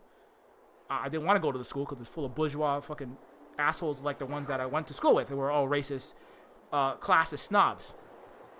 Very rich and descendants of people like Pierre Omidyar, CEO of eBay. People like the people who are the disproportionate highest concentration of billionaires on the planet that reside in Hawaii, and they're all the future Emperor Palpatines all go to schools like the one that I went to. Obama went to the school right next door, $30,000 a year. That's what it cost. I didn't want to go to that school, but if I had pursued my stormtrooper general career as a leader of the Starship Stormtroopers, I could have become a Goldman Sachs high-frequency trading algorithm programmer with my programming degree. That was one thing I was looking at one point. And then I said, wait, what am I going to do? I'm going to bid up the price of rice and use collateralized debt obligations to destroy countries like Greece, cause famines in Libya as a pretext for invading with the U.S. military. I don't want to fucking back the killing of people and overthrowing of other countries and enrichment of tiny oligarchies / aristocracies / feudal lords. Why? I don't want to do that. That's disgusting and gross. And then I said, fuck that. I'm now that I've learned all about what you do in New York City, which is a pustule and is the greatest, and it's Wall Street, the single greatest concentration of climate change emitters. 70% of all climate is emitted by the top 100 corporations, and the U.S. military is the #1 emitter of all carbon emissions on the face of Earth. I know what you do there. On top of the backing of all the wars on Earth, I know that I know what you do there. I'm going to spend the rest of my life trying to destroy you. I mean, never do anything illegal in a vegan. I mean, the ideology and what you stand for, because this is not ultimately going to help the people, the 330 million people that call themselves Americans. This is not going to help them either if we continue this. You know, if they continue to pursue these careers, you know, this is going to destroy the ecology, the people of the United States that call themselves the United States that one day will not be it, because the West will lose to the East. It must, or we'll all lose. And it's not helping me and the Native Hawaiians who are illegally occupied by the United States Empire. I'm not going to help Wall Street buy up more fucking land with Mark Zuckerberg buying 600 acres of Kauai to add to his already 700-acre ranch, suing the state of Hawaii and forcing Native Hawaiians illegally off of our own hunting, fishing, and gathering grounds, the ocean, which is guaranteed by state law. I'm not going to back Mark Zuckerberg's continued neo-colonial displacement of Hawaiians. Why would I do that? That's not hooing together. That's being a Westerner. Pursuing my rational self-interest, making 7 figures, having $500 gold-plated sushi in a fucking Iron Chef, and we're hanging out in penthouses in Bloomberg, New York. I don't want to do that. I don't want to go to Hollywood and make fucking shitty movies like every Marvel movie, every Disney movie, and basically every movie that ever comes out of there. I want to make anti-capitalist, anti-racist, anti-imperialist games that are about hooing the fuck together, not games that are about glorifying Elon Musk.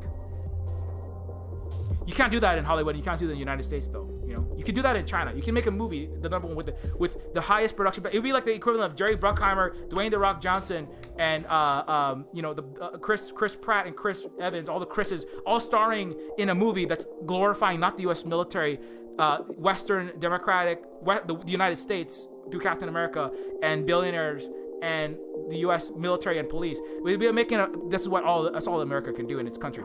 But it's about a movie about glorifying actual social work. America and Canada doesn't have social work.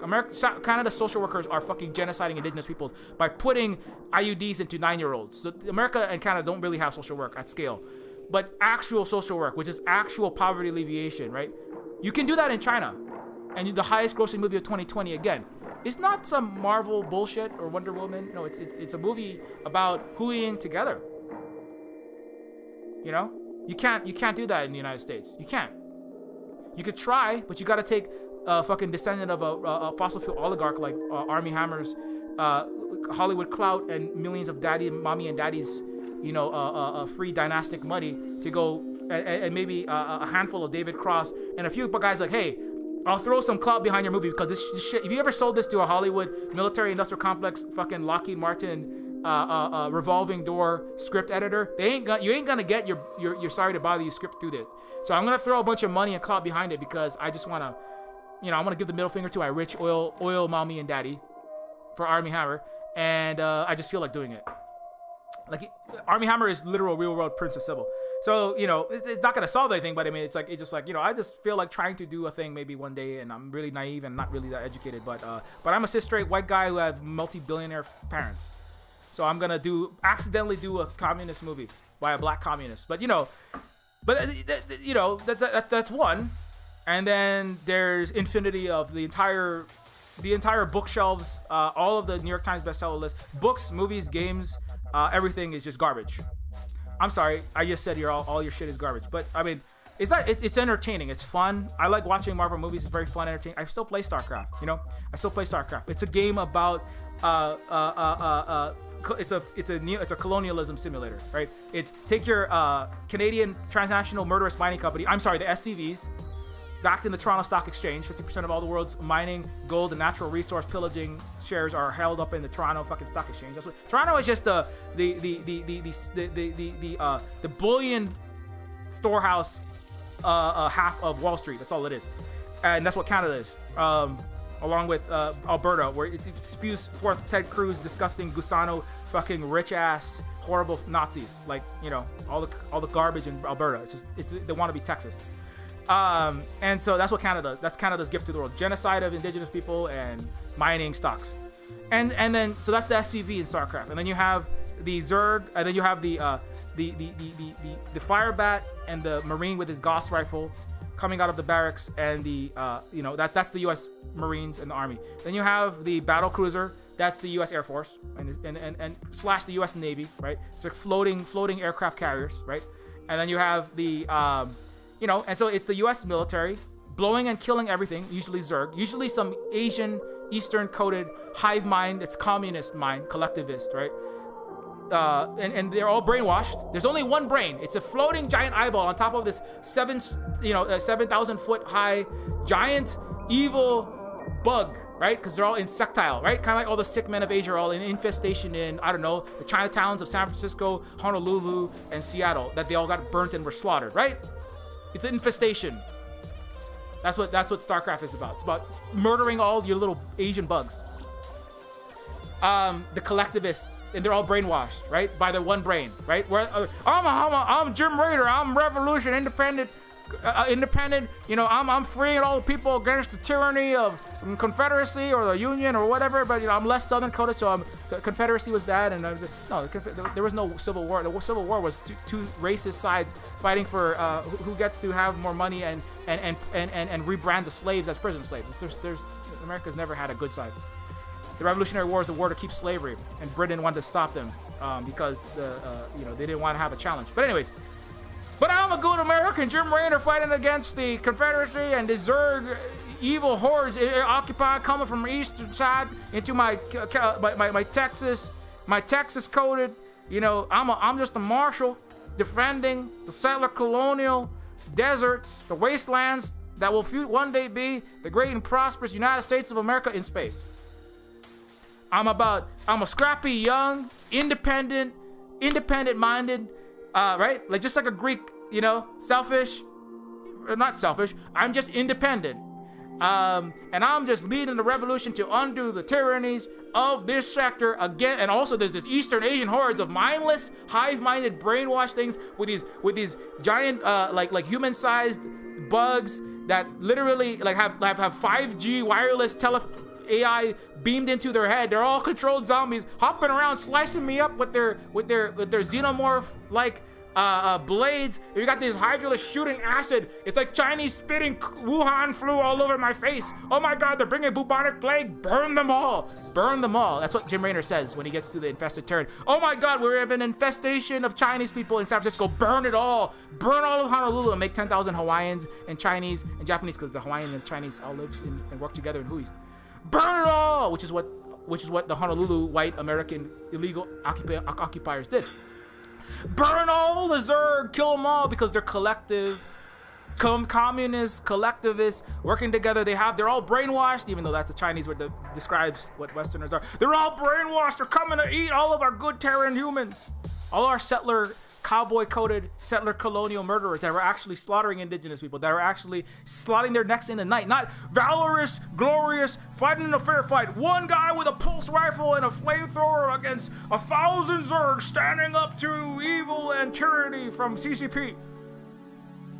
You can't escape Yellow Peril.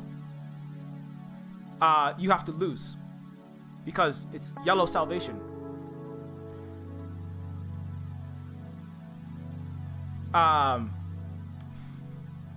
see all the Westerners have left the stream. That's okay. I expect this one to be... I expect nobody to want to listen to this stream. It's okay though, because you don't have to listen. You just have to lose. You don't have to listen. You can ignore it and continue to spiral down your Western liberal capitalist democracy into hell. Just ignore everything that I'm saying. It's fine. It's totally fine. You're doing a really good job destroying yourself with 40 times more malnutrition deaths than Vietnam, despite it being 50 times poorer, with literally 2,000 times more deaths than Vietnam, and a collapsing economy in 2020, and barely growing, with massive inflation, with 10 times more homelessness, actual homelessness, with vast more underhousedness, right? With real and deep threat of fascism continuing. Fascists literally taking your capital. Zero threat of fascism in Vietnam. With police murdering 1,000 people that we know of per year, disproportionately black. Vietnam, 0 police murders for the last 3 years in terms of murdering innocent citizens. With no prison industrial complex. With no imperialist wars. And China, 98% approval rating. 850 million people brought out of poverty. You can just keep ignoring everything that I'm saying and just keep killing yourself in the West. Just ignore everything that I'm saying and just learn nothing. Learn nothing from China and Vietnam and slaughter yourself. Kill another 700,000 Americans for the Sackler billionaire pharmaceutical purveyors of false information that OxyContin will bring your wife back, your child back, your job back in your collapsed mining town that doesn't have an economy anymore. Blame it on the Chinese and then take a shot of fentanyl and die. That's fine. You will lose. I mean, I actually, in a certain sense, I mean, I don't want more people in America to suffer and die, but if you want to slaughter yourself, that's okay. I mean, it's not okay, it's bad. I mean, but for the future of humanity, if every American is going to shoot up with fucking opioids, just ignore all the advice, kill themselves with fucking fascism and disinformation, and have more and more Marines not take a goddamn vaccine, and then fail to actually rehabilitate the structure. Biden is not FDR. He has a $5 trillion plan. It's going to be whittled down by Republicans. Even if he passes the $5 trillion plan, it's not really, if he doesn't pass the plan, nothing happens. If Biden passes his $5 trillion Build America Back, ostensibly shoring up our economy, our productive capacity, our roads, our bridges, our electrical grid, our collapsing sewer grid with half of the United States drinking poison water with fracking water, dog feces and liquid Drano blended up coming out of the goddamn faucets. I mean, if you pass the plan to ostensibly shore up America's production, it's not going to go into the hands of the productive forces. It's going to go straight into the oligarchy. 4.9 trillion of the 5 trillion is going to go straight into collateralized dead Texan under the frozen exploding water pipes next year, and dead California obligations when the mega wildfires burn the rest of California this year. In speculation on the private power grids, the rest of the money is going to go to bid up the price of electricity in the middle of a wildfire somewhere in Colorado to $17,000 for 1 month, just like they did to Texas. You know how I know this? Because this is what I was going to do. It's going to go to bid up and short the price of commercial real estate in New York City to Chicago when it is destroyed. Because that's what they're doing right now. Because America's collapse is they know it's coming. The only question is how much money can we make liquidating the rest of America's infrastructure? That's what the 0.001% plutocracy that made the most money ever in the history of Wall Street and capitalism in one single day. JP Morgan stocks shot through the roof the same day that it was announced the highest rate of unemployment, evictions, loss of housing, and economic downturn. That was the same day. The most terrible economic news for the productive economy, 20%, 25% unemployment. The biggest banks and the biggest corporations gained the most money in the history of capitalism. So capitalism is destroying itself.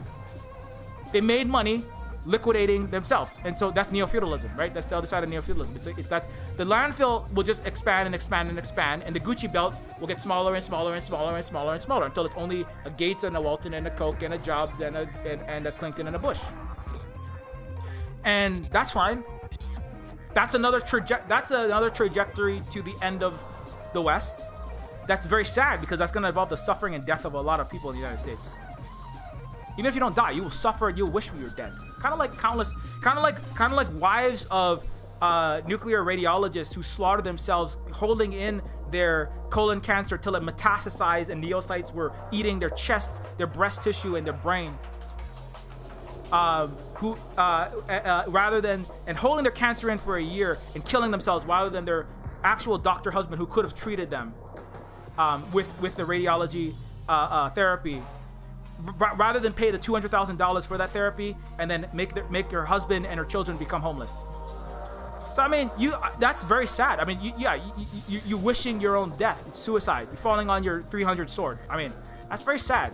You know, I don't want to see a lot of people. I have family that are going to die that way. I'm watching them die that way. I'm watching them suffer and die that way.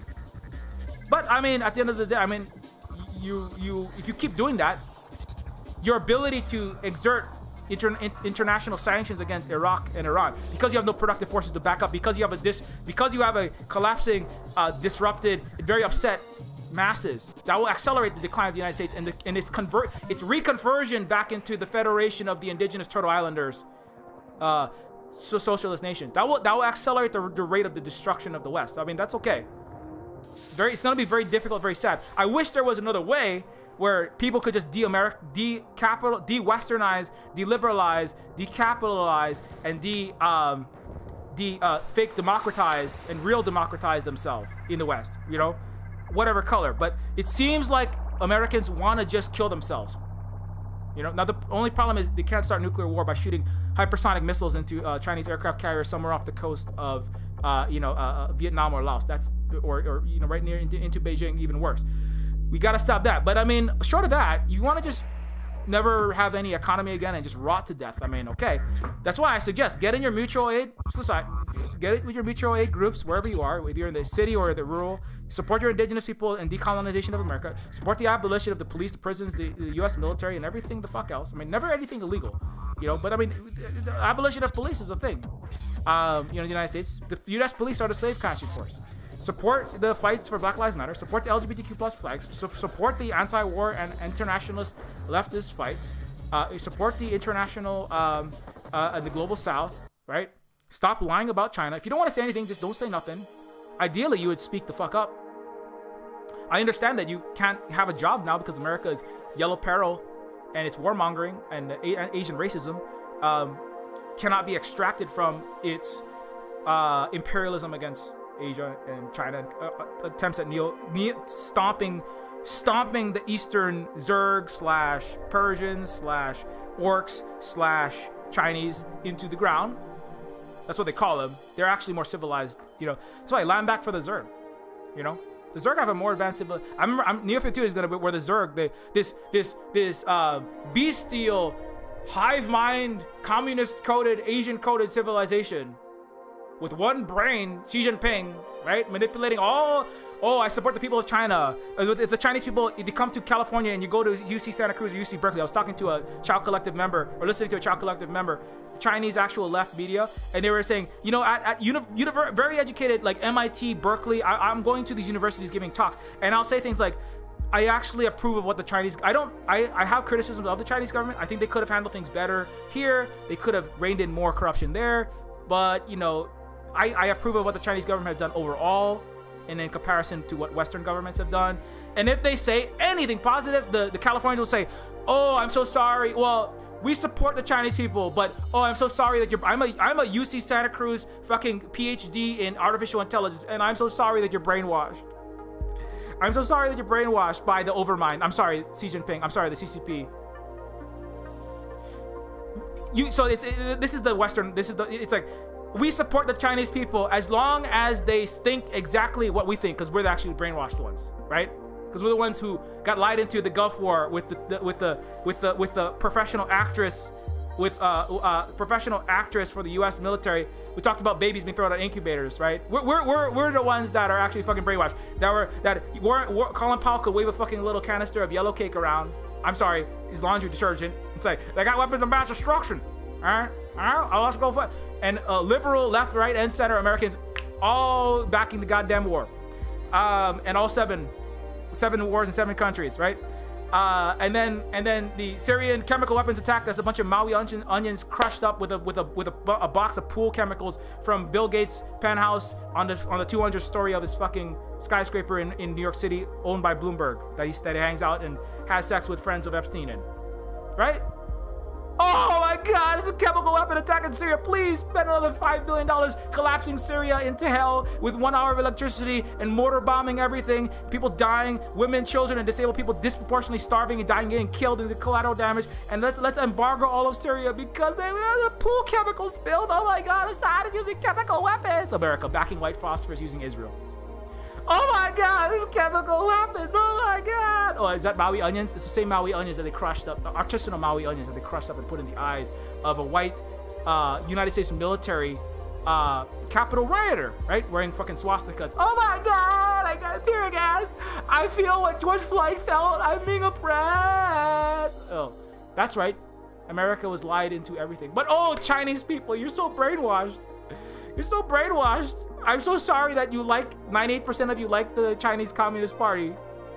I'm a very smart, I'm the top tier 0.1% highest in my class in America. And this is literally what it was a child collector. I think it was Charles Zhu. He said, the highest level of academic liberals, these so-called greatest minds, were either you are a free-thinking supporter of the United States and Western liberal democracy, neo-feudalism, or you are if you disagree with that, then you are a brainwashed CCP Xi Jinping robot.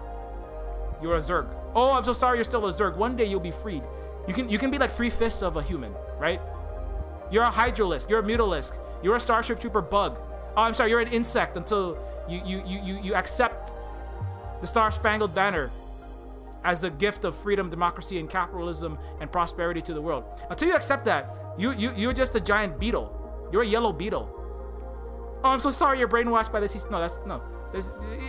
The levels of duplicity are it's amazing. It's sad and it's amazing.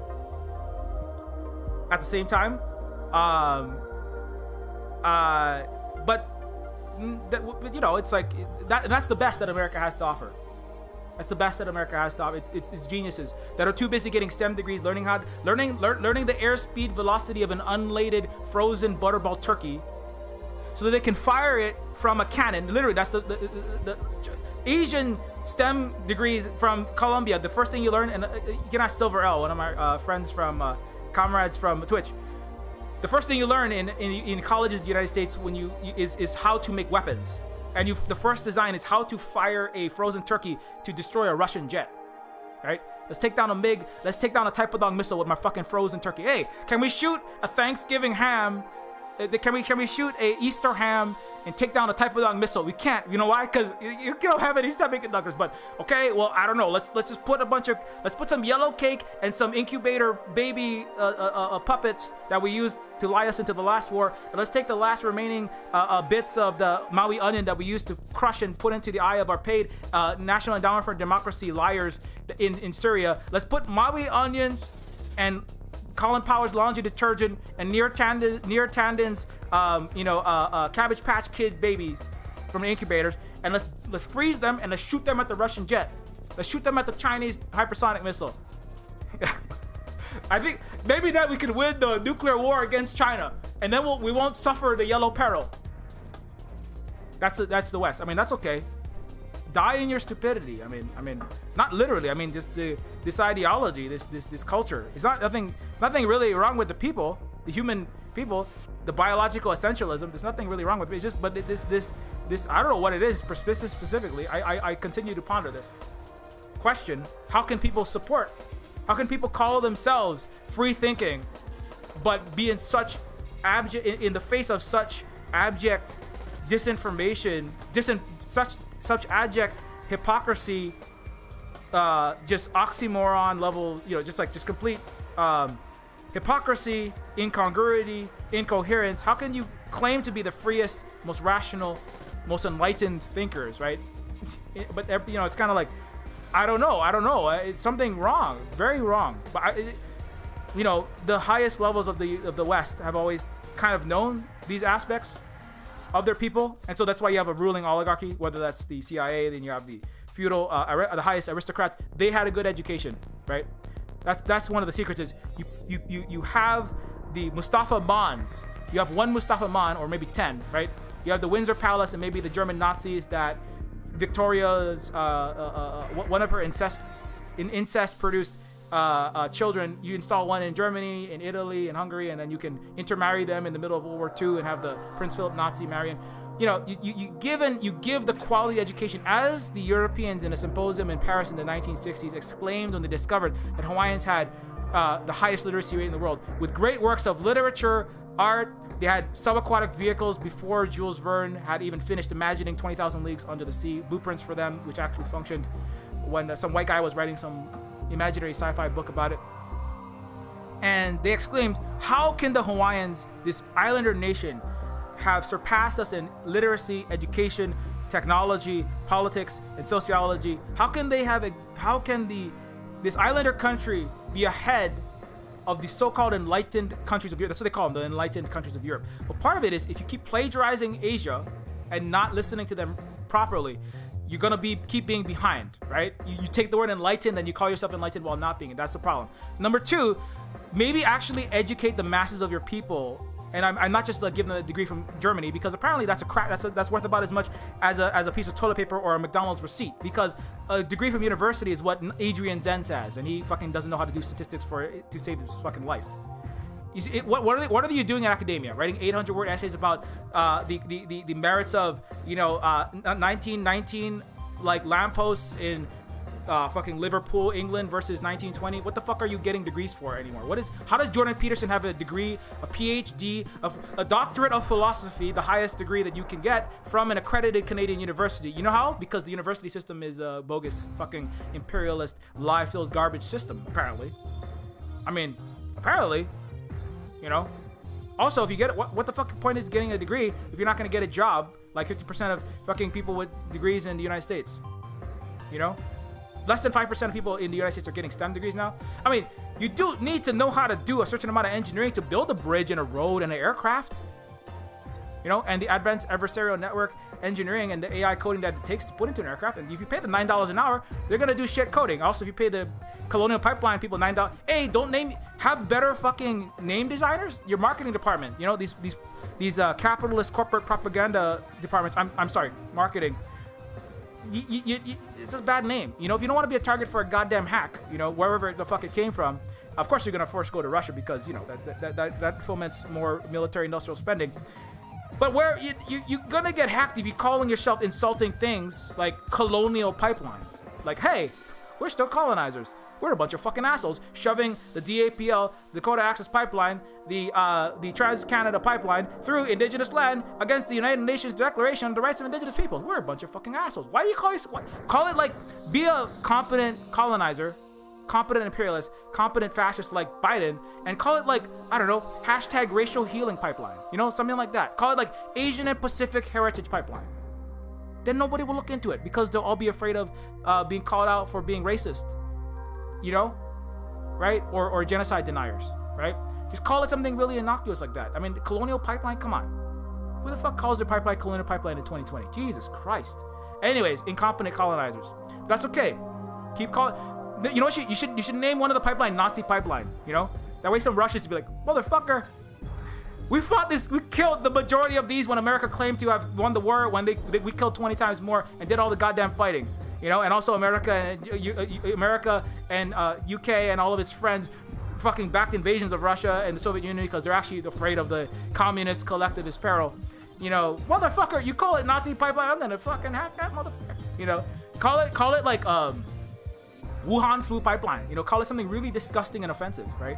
Call all your pipelines that, you know? That's a good way to destroy your entire capacity to power all the vehicles on the eastern seaboard. That's a good idea. Also the western seaboard. And then you won't have an economy because America can't make any fucking electric cars. It can make one token fucking GM truck so that Biden can take off while also being terribly racist against the Palestinians in the middle of his TED talk about, hey, we're gonna make electric cars now, except we're actually not. We're gonna make one token one. Just kind of like, we got 5G now, except no, you have 30 seconds of 5G per day, maybe in the richest part of New York City when America has a 5G label that's some black slave stamped on the side of a fucking AT&T phone. You don't have it.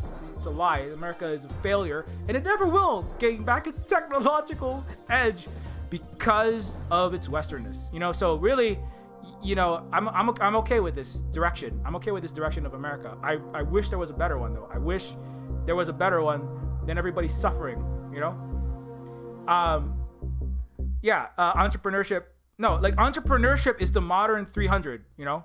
We're a great, scrappy, bold, you know, we're boldly going where no business has gone before with Elon Musk into space, shooting my Cadillac rocket. We're like taking risks like a scrappy little Jim Raynor, like a scrappy little Clint Eastwood cowboy. I'm a racist indigenous person killer, and I'm a strong individual. Also, I'm a cis-straight white man, but we're not gonna say that out loud. And you should stop joining unions and working together in collectives for the mutual benefit of all. Stop hooeying together and become a cowboy, just like Clint Eastwood. Vote for Ronald Reagan, landslide, 80% victory. Greatest landslide in the history of America for neoliberalism. With the propaganda brainwashing of Hollywood. But we're not brainwashed, it's the CCP brainwashing. I'm so sorry, Chinese communists, you're brainwashed by the CCP. Oh, that's so sad. It's so sad. 98% of you are brainwashed by the CCP. This is again duplicity. 98% approval rating of the Chinese government. Right? 98% approval rating of the Chinese government. This was not done by the CCP, or the CPC, it's actually the CPC, is not done by the Communist Party of Venezuela. This is not a study done by the gray zones handful of surveyors. You know, this is not a study done by an anti-US. This study of 20,000 people was done by the Washington Post. Okay? This is the Washington Post, okay? So the next time anybody says, oh, you're so brainwashed, I support the people overthrowing the government of China. They don't want to overthrow the government. Their government has the highest, the Chinese government has a higher approval rating than the United States presidency, the executive, legislative, or judicial branches, the Congress, Biden, Trump, Obama, Reagan. Any government, as brainwashed as everybody was into voting for neoliberal Reagan to destroy all their unions and auction off all of their pensions and the capacity for America to have a fucking well-paid working class into the hands of Flint's, Roger and me, fucking corporate America, right? As you know, even at the height of America's brainwashing and a mass consent manufacturing for war and neoliberal disenfranchisement of its own people. That's the highest, one of the highest approval ratings ever, 80-something%. The Chinese government, did the pandemic shake Chinese citizens' trust in their government? We surveyed 20,000 people. This is a Washington motherfucking Post. This is Jeffrey, richest man on the planet, duplicitous. I work with ICE. I'm fighting for a $10 billion contract against my neo-feudal rival Bill Gates for the U.S. military. I fucking stand everything about the West and U.S. military, and I need it to continue to exist. Jeffrey fucking Bezos' owned Washington Post, you know, this is the record of Imperial Note. Did the pandemic shake Chinese citizens to trust in their government? We surveyed nearly 20,000 people to find out. More than a year into the coronavirus pandemic, the vast majority of Western countries think China handled the outbreak poorly. More than half, the vast majority in Western countries think China handled the outbreak. You're already brainwashed. You can't have a free thinking society if you can't even think a true thought, because you have no true information in your fucking society. Jesus Christ, my goodness. Okay, that's okay though. Kill yourself with your disinformed idiot societies. Their views that already you're off to a terribly disinformed start. You know, very American though, very Greek, very duplicitous, very Karl Marx, right? Stealing the word enlightened and calling the Chinese hereditarily stupid. Very, I mean, not the Karl Marx. I don't want to sing along. Very Montesquieu, very Voltaire, right? Very Horace Greeley, very progressive European. This sick, decadent, deceitful, degenerate, decrepit, despotic Asian society, right? Again, right? And that's the words of Horace Greeley, a leftist in Europe in the 1800s. Wrong, and racist, eugenicist, and then wrong, and wrong. More than a year into the coronavirus pandemic, the vast majority of many Western countries think China handled the outbreak poorly. The reviews toward China have become overwhelmingly negative. U.S. citizens' confidence in President Xi Jinping to do the right thing in world affairs is also significantly declined. Did America have confidence in Xi Jinping to do anything? You know, how far can it decline? How far can America's disinformation go? I mean, it can go a lot lower, obviously, but I mean that's sad. But the pandemic has the pandemic shaken the long-standing. This is your empire trying to educate. America is like, holy crap! William Casey, director of the CIA's disinformation campaign to make sure that everything that the American public believes is false, by his own words, has been so successful, you know. But now we're like the hare that slept the whole goddamn race. Holy shit, China is like past the finish line already. Holy crap! Maybe we're so disinformed that we can't even do. We have to listen to what the Chinese are doing because we're so fucking terrible at science, technology, engineering, math, biology, medical science, and everything else. Oh no, we gotta play catch up. Americans, stop being stupid. I'm sorry I made you stupid for the last 200 years at the oligarchy and aristocracy that disinformed you. I'm sorry we didn't give you an education like the native Hawaiians. They gave 95% and everybody education. Here, have an education, please. This is Jeff Bezos going, please, Americans, please have an education again. I'm so sorry I disinformed you. Listen to China because they're doing the right thing, actually. And America's like, fuck you. I'm so sorry for Jeff Bezos and the Washington Post. They're CCP shills now. Oh, it would be great if Jeff Bezos, could like be a free thinker and think exactly what we want him to think, which is that America and Western liberal capitalist democracy is the best thing ever. Because until Jeff Bezos and the Washington Post think that, as we were taught by Jeff Bezos and the Washington Post, Jeff Bezos is a CCP brainwashed shill. He's an insect descendant of the Overmind. He's an AI Chinese Wuhan 5G zombie. We support the people of Amazon, overthrowing their CCP shill Bezos, because that's what we've been taught by the United States system. But we're free thinking at this liberal. Also, let's go do some yoga and go to the Chase Bank across from the Starbucks and have a $10 cinnamon chai dolce Jeff Bezos latte. Howard Schultz is my god. Anyways, also Bill Gates. Oh no, he hanging out with Epstein. Elon Musk is my god. We support the Amazon. We support Jeff Bezos being de-CCP shielded by. We support Washington Post editors being unbrainwashed by Xi Jinping. Until they get unbrainwashed, they don't support Western liberal capitalist democracy. That's the free thinking West. That's the brightest minds of the liberal Democrat and some left of the generation. We support the overthrow of Jeff Bezos so that he can support the overthrow of China again, right? He's too busy going, we surveyed nearly 20,000 people across China. I conducted a large-scale online survey in the immediate aftermath of the reopening of Wuhan in late 2020. The survey differed from many surveys that are simply posted through online platforms that yield no details on who or what was access to what was responded. I designed and blah, blah, blah, blah, blah, blah, blah, blah. Anyways, in collaboration with 17 Chinese academics, we recruited more than 600 students, 53 universities across China. Long story short, the data showed that the Chinese citizens' trust in their national government increased to 98%. The trust in local government also increased compared to 2018 levels. 91% of Chinese citizens now say that they trust completely the township level government. Trust levels rose to 93% of the county level, 94% of the city level, 95% of the provincial level. These numbers suggest that Chinese citizens have become more trusting in all levels of the government. I'm sorry. I'm so sorry, Starship Troopers. I'm sorry, Starship Spartans. I'm sorry, 300 Troopers. I'm sorry, I'm sorry, Enlightenment thinkers. I'm sorry, Montesquieu, Voltaire, Marx, Blinken, Biden. Washington, Jefferson, Locke, Hobbes. I'm sorry. I'm sorry, hordes. I'm sorry, like Yellow Peril fearers. I'm so sorry. I'm so sorry. Your imperial master has just pronounced the victory of the Chinese system of socialism with Chinese characteristics, or as I would say, socialism with Chinese with socialism characteristics. Your mighty God, your almighty God has pronounced the victory of the Chinese government over the West, and well, the East over the West. The yellow peril is the yellow salvation. That's what Jeff Bezos is saying. Wow, their system is much better. The system is much better. How is America going to respond to this, though? How is America going to? Are they going to respond to this? No, America is not going to respond to this by listening to the Chinese. They're not. That's not what they're doing. You know what they're doing? They're becoming even more racist. You know what they're doing? You know what they're doing? They're trying to sabotage AAPI panels. You know what they're doing? You know what they're doing? They're going to the Republican side. That's what they're doing. You know what they're doing? You know what they're doing?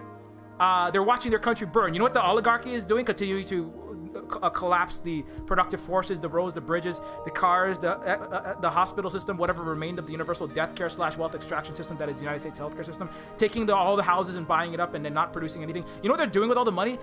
The inflation is because the rich are going, well, if we can make more money not selling more products, but just jacking the price of the French fries, the Baby Yoda t-shirts, the Honda Civics that we can't make anymore, the GM trucks that we can't make anymore, 1.5 million short on the Ford and GM vehicles because we fucking did a stupid trade war with China because of Yellow Peril bullshit. Well, we'll just raise the prices on everything and then we'll just hyperinflate ourselves into destruction. The United States will not learn the lessons of China because it's a failed Western hellscape. And you must survive it.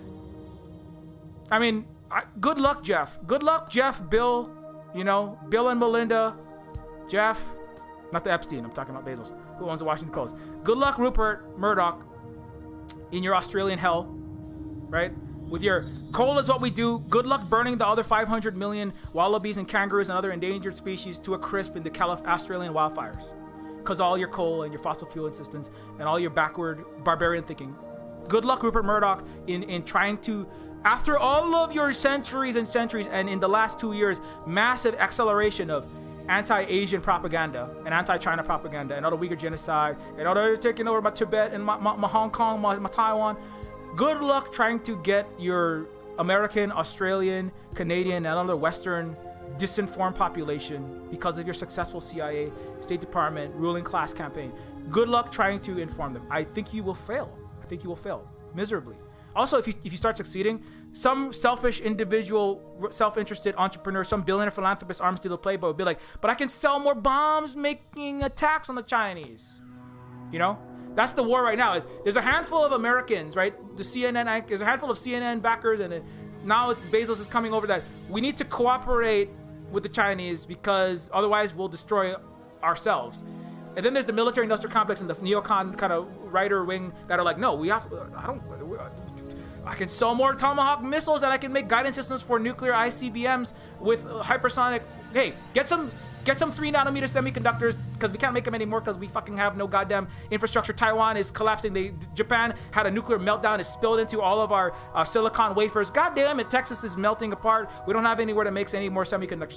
So get us somebody blow up some Chinese factories, steal some semiconductors, and then we can make some hypersonic nuclear missiles. That's the neocon. And so then the people who are slightly more educated, not enough, CIA are like, hey, wait, that's not gonna work. That's not gonna work, okay? Also, if you shoot nukes at China, that's very bad for all of our business. I can't sell any Amazon products if people are living in a fucking radioactive crater, okay? Don't shoot nukes. But then Australia and ASPI and Rupert Murdoch and Fox and all those guys, Tucker Carlson, like, no, we gotta shoot them nukes. It's the second coming of Jesus Christ riding on a fucking Tyrannosaurus Rex with a holy Bible in one hand and an AR-15 shooting 30 or 50 wild Chinese with the other hand. Hell yeah, blow this motherfucking planet up. That's the other half. They're like, so the CNN and the Biden, they're like, wait, slow down. We can't make any money. We can't pillage the rest of the next 2,000 years if we nuke the planet. And then the other side is going, no, let's nuke the motherfucking planet. Let's go.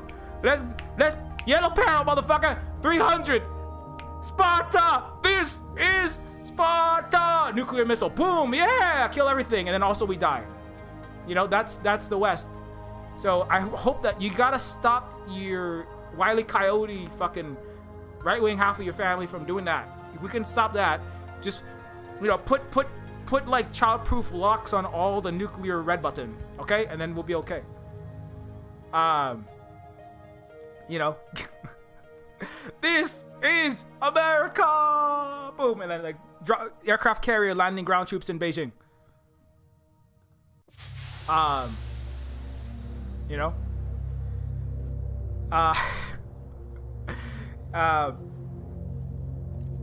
Colonial Pipeline. Yeah. Anyways, this is Spot. I totally did not do the stream that I wanted to do, but I kind of went off in 5 different. I did cover a lot of topics that I wanted to cover.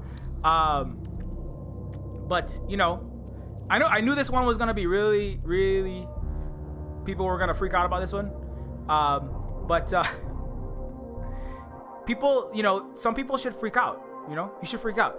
Not because you're gonna be invaded by hive mind communist coded bugs. Not because the indigenous savage, the indigenous stereotype of the savage is gonna come scalp you. You know, not because the Eastern dark hordes of gender fluid people that don't throw away disabled people like the Spartans do are gonna come take over and make you into a decrepit, not virtuous society. Not because the CCP is gonna implant COVID-19 Wuhan flu with Nazi beams from the dark side of the moon into American brains and then turn you into a CCP show. Like apparently Jeff Bezos is now a CCP show. No, it's we just want to work together. That's what we always wanted. We'd rather not be at war. America outspends the next 7 countries combined. We don't want war, but we also cannot let you, like Vietnam. We don't want, the Vietnamese don't want war, but we can't let you just come in and fucking do whatever you want. We have defenses, you know, and we don't want economic war. We want economic cooperation. This is like, go read an actual Xi Jinping speech. Listen to the actual Child Collective. Listen to actual Chinese people. Like not the fucking model minority fucking State Department NED cutout. You know, don't listen to Rabia Kadir, fucking radical Uyghur, you know, who billionaire who foments the Xinjiang terror attacks. Don't listen to those Chinese. Okay, listen to some Chinese people like in China, just the average one. Child Collective, Shang Yu, Red Rapper. Listen to Radio Free Amanda. Listen to some actual Chinese people, okay? That's your job for Asian and Pacific Islander Month. Otherwise, you are racist against Asians and you are Yellow Peril Western barbarian who doesn't really care about the Chinese people. If you cared about the Chinese people, you would support the 98% of them supporting whatever the fuck they support. They don't. The Uyghurs have a higher approval rating. The Uyghur approval rating of the Chinese government is higher than the white American approval rating of the American government. So if you support the people, you must support their government as well. You cannot be bad-mouthing and lying and saying shit about their government and talking about they have to overthrow their government and Xi Jinping is gonna come and fucking kill us all and they created a bioterror weapon and they commit, you know, basing your shit on fake lies about Xinjiang. You must support them by even, again, not because you should believe the Washington Post, but because that's a very credible study. 98% support from a antagonistic at the highest level newspaper. You know, again, it's not that if the CPC put out a report to say, hey, 98% of our people support our government. Of course, I mean, you know, don't you have to trust everything that comes out of CGTN? Of course not. You trust everything that comes out of CNN? Of course not. You trust everything that comes out of MSNBC? Of course not. You know, you don't have to trust everything that comes out of that. You have to listen to a diversity of sources. And what they're saying is, we don't want war. We want you to stop colonizing us, Africa, Hawaii, Puerto Rico. Stop hurting black and brown people. Stop murdering them. Free the 2.5 million prisoners doing slave labor in your prisons, right? Take care of your own God. Stop committing human rights violations against your own indigenous people. I mean, thank God. That's why. It's like China, Russia, and other allies. You know, Russia has other problems and complications, particularly since the United States did a lot of terrible things and the neoliberalization. But you know, but it's important to have a big player that can fucking push back against these countries, against these empires, because you know, like I'm tired of fighting a losing war against the fucking illegal occupying state of Hawaii, who continues to push Hawaiians out of our fucking a country into poverty, into homelessness. I made a whole fucking game. I'm not here to lose. I'm here to make a global alliances with the people on the right side of history against racism that we share as indigenous people. This is what I want people to get if you're an indigenous to North America, what calls itself. You have to get that you are in the same boat ultimately as the Chinese, the Vietnamese, and the African people. And that the Chinese have the largest successful indigenous dual power structure against the other power that is Western imperialism.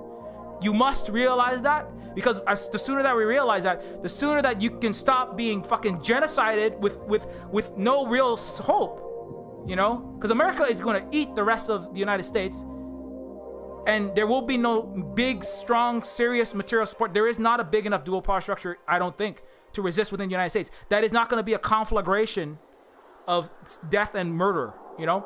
It will take the alliances across the colonized world, particularly if you're not everybody here is an indigenous person, not anybody here is a colonized person. Some people are just like, I'm a white person, I just like playing Neofeud and cyberpunk. I just want more cool fucking flying cars and neon and rainbow colored, you know, John Wick movies. I don't give a shit about no indigenous decolonization. I don't give no shit about no. Well, I mean, okay, whatever. But I mean, if you are an indigenous person, you have to realize that this struggle, the United States is trying to stop you from realizing who China actually is, who the Chinese people actually are. They're trying to stop you from, that's in the same way that you, now some people know because you've watched Luna Oi, the US has tried to stop you from realizing who Vietnam was. Who did you think Vietnam was before you watched Luna Oi videos, right? What did you think? Oh, they're just a bunch of brainwashed shithole country living in huts, mud huts. They lost a war, sad Asians over there. Who, you know? It took listening to an authentic indigenous Vietnamese voice, I think, for most people, particularly in the West, but even indigenous and black people, you know, because there is no information in the West. And so that's what we have to do. You know, I mean, that's a tactical thing inside, I think, for people that are in support of the, in support of the decolonization of the world. There will not be decolonization. This is another way to put it. There will be no decolonization, or it will be extraordinarily painful for indigenous people in the United States and what calls itself Canada. It will be incredibly painful without the support of, if there is any, you could just all die. Canada is doing an awesome job slaughtering all the indigenous people. There will not be something, because the United States is preparing for, it is gearing up for war on its own people, particularly Black Lives Matter, anarchists and socialists that are being targeted, again, increasingly. It is not prepared to negotiate with you. It is not going to make a deal. It is not making deals. It is pretending to make deals, and then it's negating on them, right? It's, oh, we're gonna build back better, and it's not. It's gonna, oh, we're gonna give you money, oh, but we're not gonna rein in corporations, which is what we would actually need to do in order to actually get people to the level of, you know, you can give people a $1,200 check. If the rent goes up by $500 and the cost of food and housing and clothing goes up by $500, what the fuck good was that $1,200 check? It is the United States. It's a backdoor bailout for corporations, landlords, and the banks. And then to me, I don't think there's going to be a decolonization that doesn't involve working with stronger and more powerful allies around the world, right? And learning from them, not telling them what they believe, not telling them who they are, not pretending, you know, whoever you are, that you think you know who they are. You don't know who they are. I don't know who they are, you know. I'm trying to say things that there are things that I know that are false about the Chinese people and the Chinese government, which are the same thing, right? I don't know everything. I'm not Chinese. I don't live in China, but I'm trying to debunk some of the bullshit that so-called leftists, that so-called people who want decolonization want. If you want to know what the biggest force, ask the African peoples, the actual African peoples, the actual African leftists, who the biggest force for decolonization of Africa is. You know? Who helped bring 400 million people electricity working with Akon, right? Who was it? Who forgave multi-billions of dollars of loans and helped build roads, ports, and increase the development of African countries across the board, lifting hundreds of millions out of extreme poverty and much work to do? You know, who was it that was doing that? Who gave the billions of dollars of forgiven loans to Cuba? Who was helping Bolivia? Who did Evo Morales get help from? I would wager that it would be much harder for the Bolivians to have been liberated into the degree that they have against international imperialism, right? Without the aid of some other countries. And one of them gave them a free $1 billion satellite. One of them gave them very good terms. even offering the Bolivia, even China offering 51% on their return on the revenue from their own indigenous resources. Even if that didn't go through, that alternative, the non-colonial alternative, the non-usurious, the non-extractive, the decolonial alternative of China, even if it didn't go through because of Western intervention, that still made America and Europe, Germany, think about it twice, right? This is going to be a lot harder. There would be zero vaccines from the entire Western world to the global South if China and Russia had not been getting hundreds of millions and embarrassing the United States, right? There would be nothing. And America hasn't done shit. It's only said it's going to do shit. It's not doing shit. Oh, here, you can have the AstraZeneca that we don't even use, maybe. We can't sell it. Oh, here, maybe we'll do, but if you're AstraZeneca, if you're Pfizer or Moderna, well, Biden, you can say you're going to give it away, but we don't want to give it away. I want $500 per dose. I want maximum profit. I ain't giving shit away. Okay, if your central bank printed quantitative easing infinity fiat money is going to be jammed out of Jay Powell's butthole and sprayed all over our pharmaceutical CEOs' yacht payments, like you sprayed it all over Lloyd Blankfein and Jamie Dimon, the CEOs of Goldman Sachs and JP Morgan's, seventh private island money. Okay, if you're gonna spray free money out of America so that you can give executives money for vaccines that we took public money to research and we invested nothing and risked nothing, and give us free money, okay. But if you're gonna give it to some South country and you're gonna give away our vaccine that we could have made a lot of money doing nothing to produce it and then selling it for nothing, I don't think so. And Biden is like, but China and Russia are they're helping people and we're gonna look bad, and these other countries, they might work with non-colonial powers if we don't help them, and then fight. That's the fight right now. So, but I'm a fucking billionaire white fucking Western, I'm a Greek / feudal / British / American king, and I don't want to lose any of my gold and my jewels, Mr. Blinkeny, Bideny, whoever the fuck. We're not giving shit away. No. You can say that, and then we're gonna go back on that. Yeah, you can say for all the anti-war activists, we're gonna pull out of Afghanistan. We're not actually going to pull out of Afghanistan. How are we going to stop the Belt and Road Initiative unless we're bombing Uyghurs in Xinjiang with B-52s? No.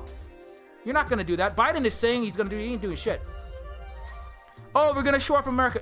If you shore up America, how am I supposed to take the $5 trillion that you printed and stick it into private equity firm in New York bank accounts? How am I supposed to buy my collateralized debt, tax, and obligations and jack up the price of electricity to $30,000 for the month of April when the Song of Texas, Day After Tomorrow sequel happens in Texas? How am I going to take the money you printed and stick it in my neo-feudal pocket in Wall Street if you actually spend it on productive economy? That's what Biden is going to run into. He's saying, oh, I'm going to do Chinese. I'm going to build 7 cities and hospitals in a week. I'm going to do the Chinese thing, but I'm going to pretend like it's American. I'm going to pretend like it's American and not socialism. I'm going to do that. I'm going to do it. And he's not going to do it. He can't, because he doesn't run America. He's just a little puppet. He's the Coke in a Coke and Pepsi flavored choice test called the Republican American so-called democracy. The one party capitalist warmongering state.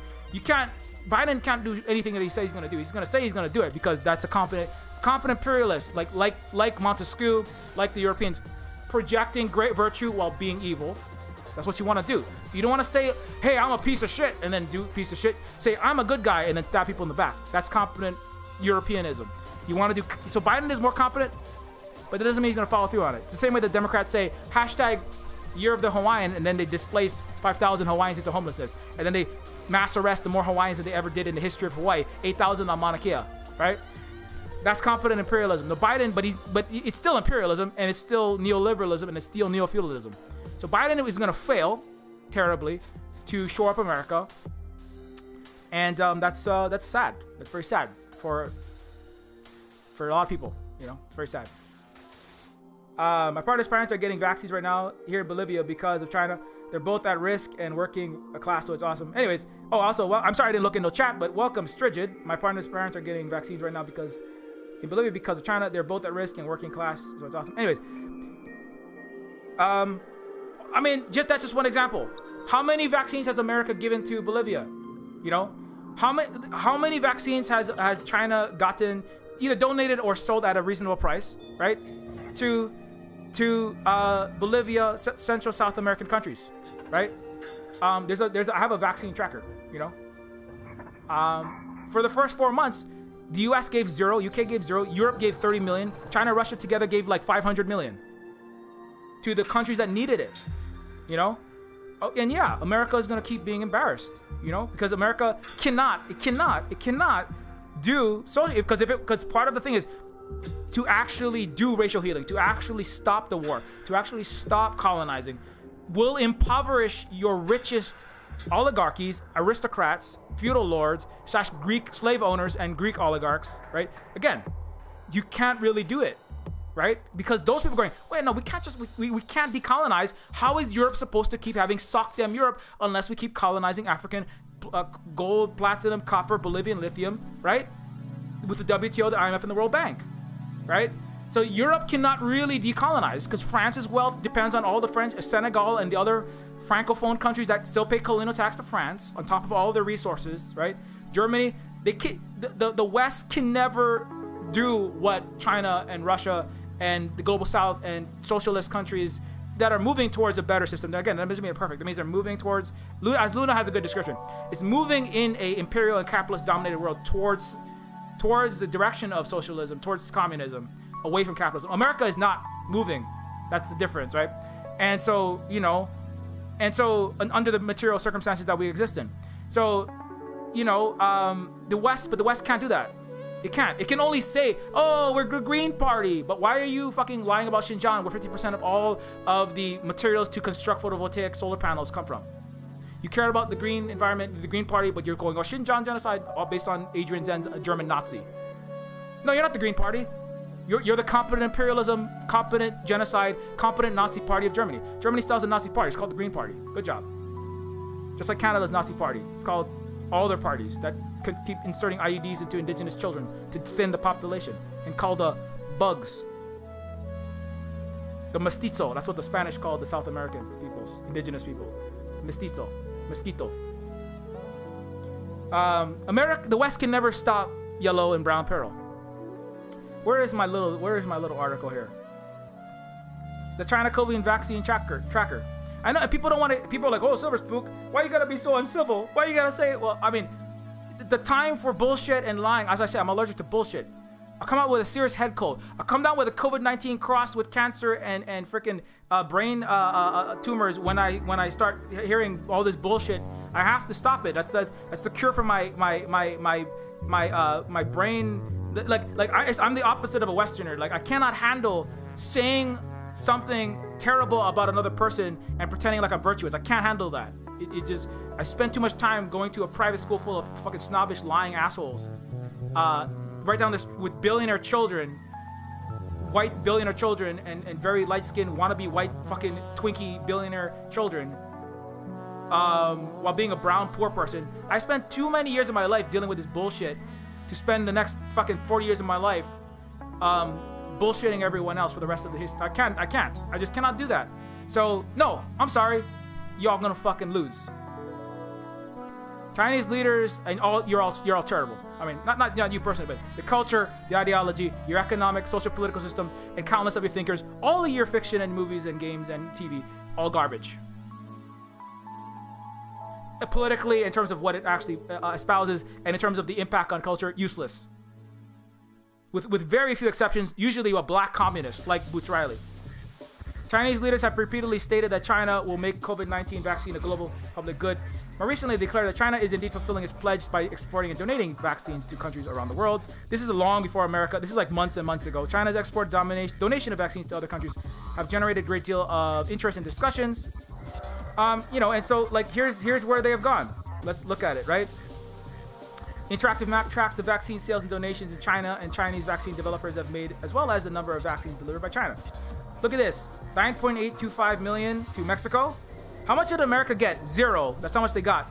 They were guilted into getting a couple million to Mexico. It's still less than the Chinese.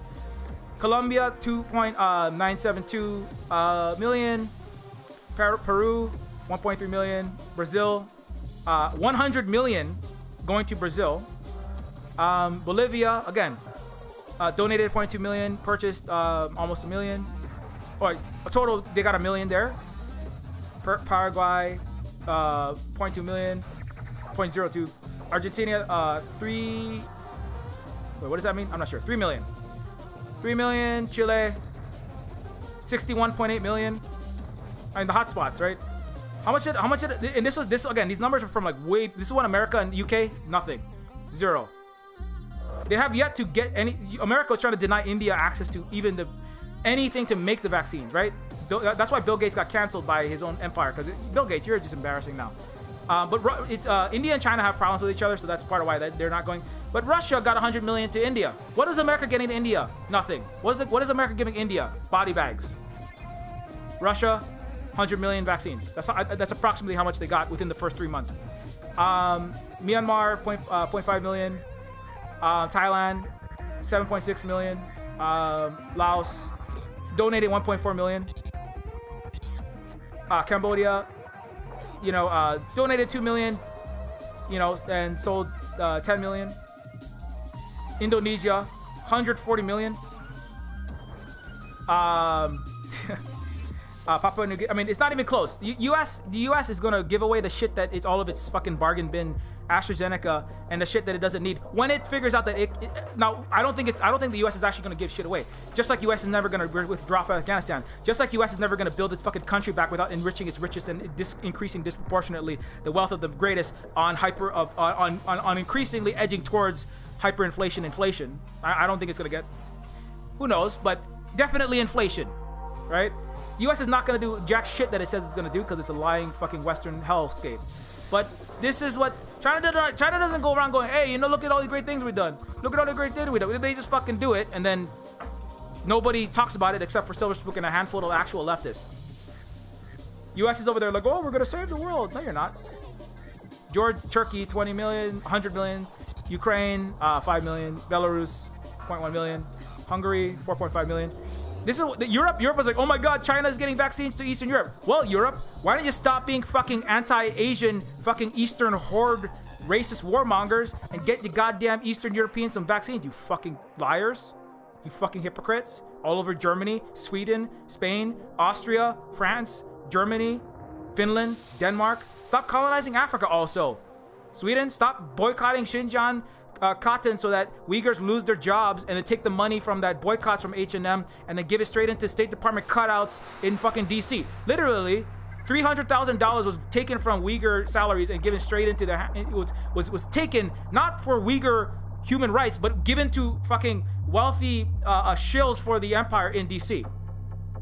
So stop fucking, maybe if you stop lying about China, stop fucking being terrible to Eastern Europe, stop colonizing Africa, stop backing America's wars in the fucking Middle East, Europe, you fucking liars and hypocrites, you little decrepit old Western hellscape. Maybe people would like you more if you stop being an asshole. Oh, but China is duplicitous, vaccine diplomacy. No, it's just called fucking doing.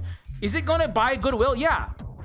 When you are nice to people like you, but they're not going, hey, the world must love us because we gave a thing. That's Western diplomacy. Look, Bill Gates built 2 schools in an African country, and then he backed the U.S. military's bombing and crushing of 900 schools. Oh, look at this thing. Elon Musk gave 2 ventilators to save California from COVID-19 in circa April 2020. Wait, no, he actually gave 2 sleep apnea machines that were broken. Again, but accuse China of everything you do. They're not really trying to do this. They're not helping this country because they care about the country. They're helping the country because they want to pillage the country. That's what Elon Musk, again, pretending to help California and then taking all the money and wealth and breaking the legs of the unions at his companies with California cops, right? Pillaging California, demanding tax cuts, right? Doing nothing, right? Trying to get to Mars while Earth burns, right? Fully automated space fascist capitalist Elon Musk, right? Pretending to help people. Bill Gates, pretending to help people while actually the #1 force behind international vaccine apartheid, slaughtering Bolivians, slaughtering Africans. Good job, Bill Gates. But again, right? But we accuse China, we accuse anyone else that isn't us of everything that we do. If you calling yourself a leftist and you're not talking about this, you're a fucking fake leftist. I'm sorry. You're airbrushing You're airbrushing the Western Empire that's killing you. So good job killing yourself, I guess. Unless you're in the U.S. military or you're a cop, U.S. internal military that's a cop. If you're an external stormtrooper, U.S. military, internal stormtrooper, U.S. police, or fucking accountant and stormtrooper with Excel spreadsheet characteristics, marketing or Wall Street executive or lawyer, you are not gonna make it. And if you are one of those people, then you are a stormtrooper and you're getting a good deal. But if you're not a stormtrooper, you need to be fucking spreading this information because you're gonna die in America. Also, well, I think the Brazilians and the South Central Americans and Africans, they know they're really dying. They're dying real fast. And they know that America ain't there to help them. They're there to overthrow their country. They're there to overthrow their fucking democracy. They're there to fucking pillage and rape and extract the resources. So they know. But you should know that. You should know that as a disinformed American, that America is going to eat you for breakfast and your children, and you're going to die falling on your own metastasized colon cancer one day.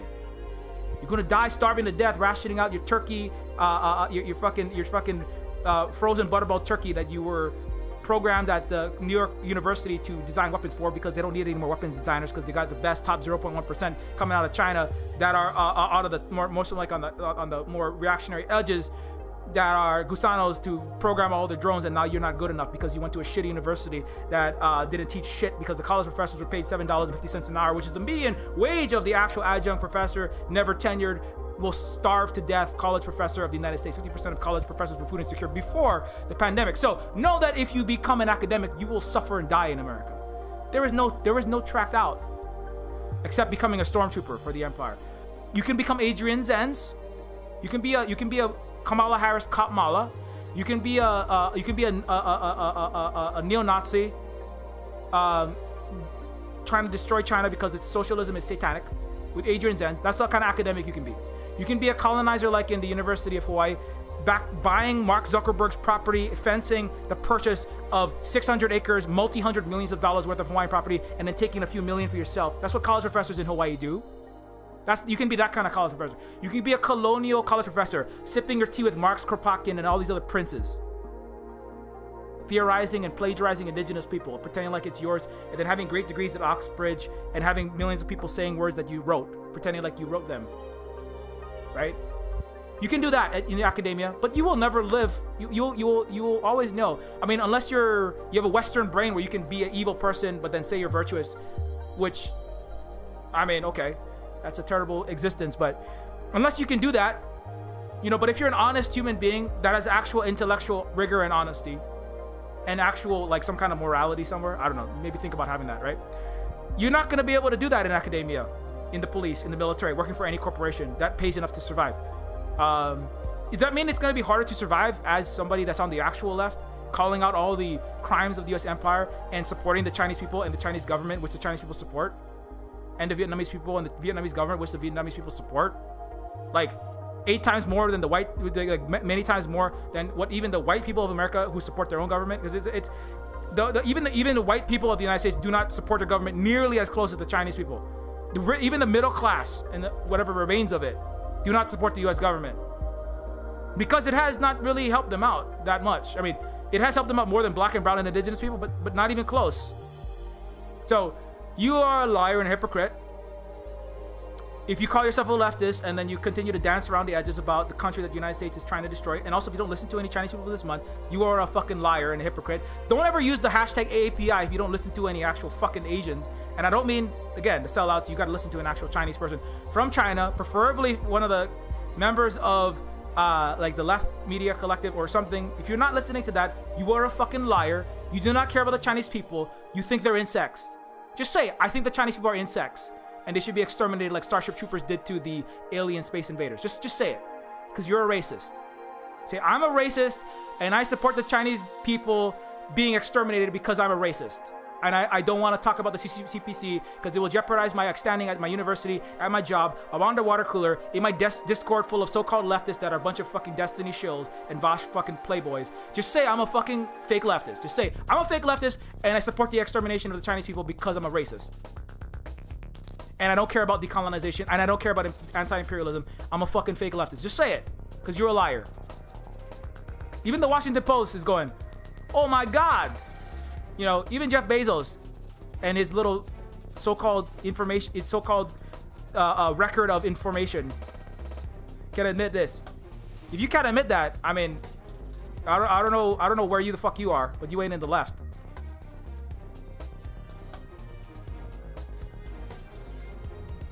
Anyways, so you know, is that a hard truth to hear? I'm sure that's a hard truth to hear, even for some non-white people. That's gonna be a hard truth to hear. You know, it's gonna be a hard truth to hear. But we, especially we. I know the global South, they don't not. A lot of them don't have to hear that. But some of the people still inside of the Western that are people of color, Black, Indigenous people of color, and a lot of white people obviously still have to hear that. You know, you are accidentally, I hope not on purpose, but you are either, if you are not supporting and listening actually to the Chinese people and what they're saying, and which is what they are, which is supporting the Chinese government, which is not perfect, has legitimate criticism. Even in Xinjiang, somebody said, "Oh, the Chinese people are doing bad things in Xinjiang." I mean, they did not deal probably as well as is. They not deal in the absolute optimal, you know, very, very, very, very absolute best way. You know, they made errors. Have you ever made an error in your life, even as a leftist? Did you know? Whatever you think about Marx, you know. And again, I don't want to throw him under the bus. I bring him up because as an example of somebody who did say a lot of important things and had a lot of wrong ideas. But Marx will say, I made a lot of errors, right? Did Fred Hampton make errors? Of course. Did Ho Chi Minh, right? One of the very most important anti-imperial, an actual leader of a left revolution that was successful and is one of the greatest success stories of the 20th and 21st century, right? Did Ho Chi Minh say, hey, you know what? I made mistakes? Yes, he did. He like cried and said, I'm so sorry that I overreacted and I harmed a lot of people when I took their land. I took the shirt off of Luna Oi's grandfather's back in a Vietnamese village. I should not have done that. There was too much of a blowback, and I let my anger and our people's anger get ahead of us, and I regret these decisions. Is that the primary contradiction? Oh, so that means Vietnam is a tanky, terrible country. We should overthrow the Vietnamese government? No, that means, is that the number one most important thing that we need to be doing in 2021, especially if you're in California, if you're in Hamburg sitting around with sipping your fucking tea? Is that what you need to be thinking about, is how terrible the Vietnamese government was in some ways to people right after the reforms? How better or worse, and how, like, are we supposed to nitpick about the Doi Moi reforms? And to see, oh, they're still capitalist, now we have to cancel the Vietnamese, and now that's why we should go join Sock Them America? No, when you do that, you are doing the work of the empire. The CIA actually has a literal term for that. They call it left or liberal pseudo intellectuals that can be weaponized to support and foment support for our overthrowing of third world democracies. Conrad Kenny has a great post about this. The left, the so-called left, anarchists, liberals, and they call them the CIA calls them pseudo-intellectuals. You know, people in academia, in the arts, in humanities, in English, in you know, some of them are scientists, some of them are STEM, but they think of themselves as very progressive, very on the right side. You know, they think of themselves as not racist, anti-war, a lot of them.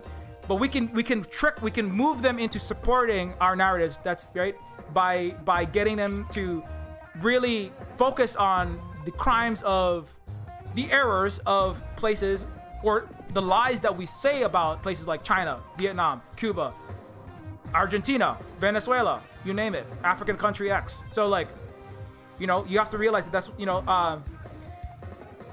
and so that's why I'm saying all these things. So now you can't be like, oh, I didn't know that the Chinese 98% support their government. I didn't know. You can't say that. Now you fucking know, because the Washington, again, this predates the Washington Post 98%, right? The Chinese government only did better in the 2020 and 2021, right? It was already doing better in the 2010s. Had it made mistakes in the 1990s and the 2000s? Yes. Does it continue to make mistakes? Yes. Do we focus on the mistakes, or are you going to listen to actual Uyghurs and what they think about China, or are you going to listen to what some fucking white neoliberal shill thinks about China and then puppet that, right? Are you going to listen to Adrian Zenz, your Nazi friend, about what he thinks about China? Or are you going to listen, right? That's what I'm trying to say. Anyways, I think I've made that point many times. It's now almost 2 o'clock, so I got to be getting off very shortly. I didn't really do the stream I wanted to do. Lots of PhDs and medical professionals and former fight. What's that? Oh, okay. Anyways, okay. So, but yeah. So I mean, long story short, virtuous Greeks versus the Persian hordes, Elven orcs versus Zarkmen of East, Terran versus mindless Zerg, Starship Troopers versus Hive Mind, Bug Infestation, the U.S. versus China. Western barbarism can't escape Eastern peril. It must let collectivism win so that humanity can survive. I didn't really go through all the science fictional. I didn't go through all of the things I wanted to go through, all of these things, but I have a whole thread. I've already gone over it, so I'm not going to go over it again. But you can read this whole thread about the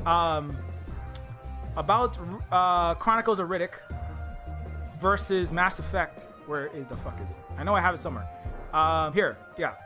Which is one piece of media that I did like, and it's not a mistake that it was written by an Asian and it was led by a person of color, Vin Diesel, in the United States.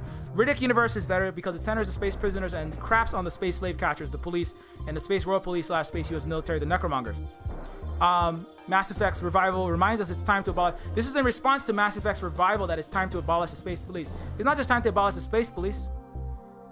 And, I mean, it should be the space US police because the US is in the world police. But anyways, in response to that, I made this entire thread. Hot take, a lot of thumbs down on Chronicles of Riddick is because the West is full of racist cop and US military stands that didn't like sympathetic POC prisoners and Muslims coexisting peacefully with other religions in the space Middle East when the US was demonizing them to make war there. It's similarly, you know, there isn't a movie that really does and shows what China does and has been doing. That you can't even get close to touching that. Riddick Vin Diesel was attacked as being a thug, had a criminal record.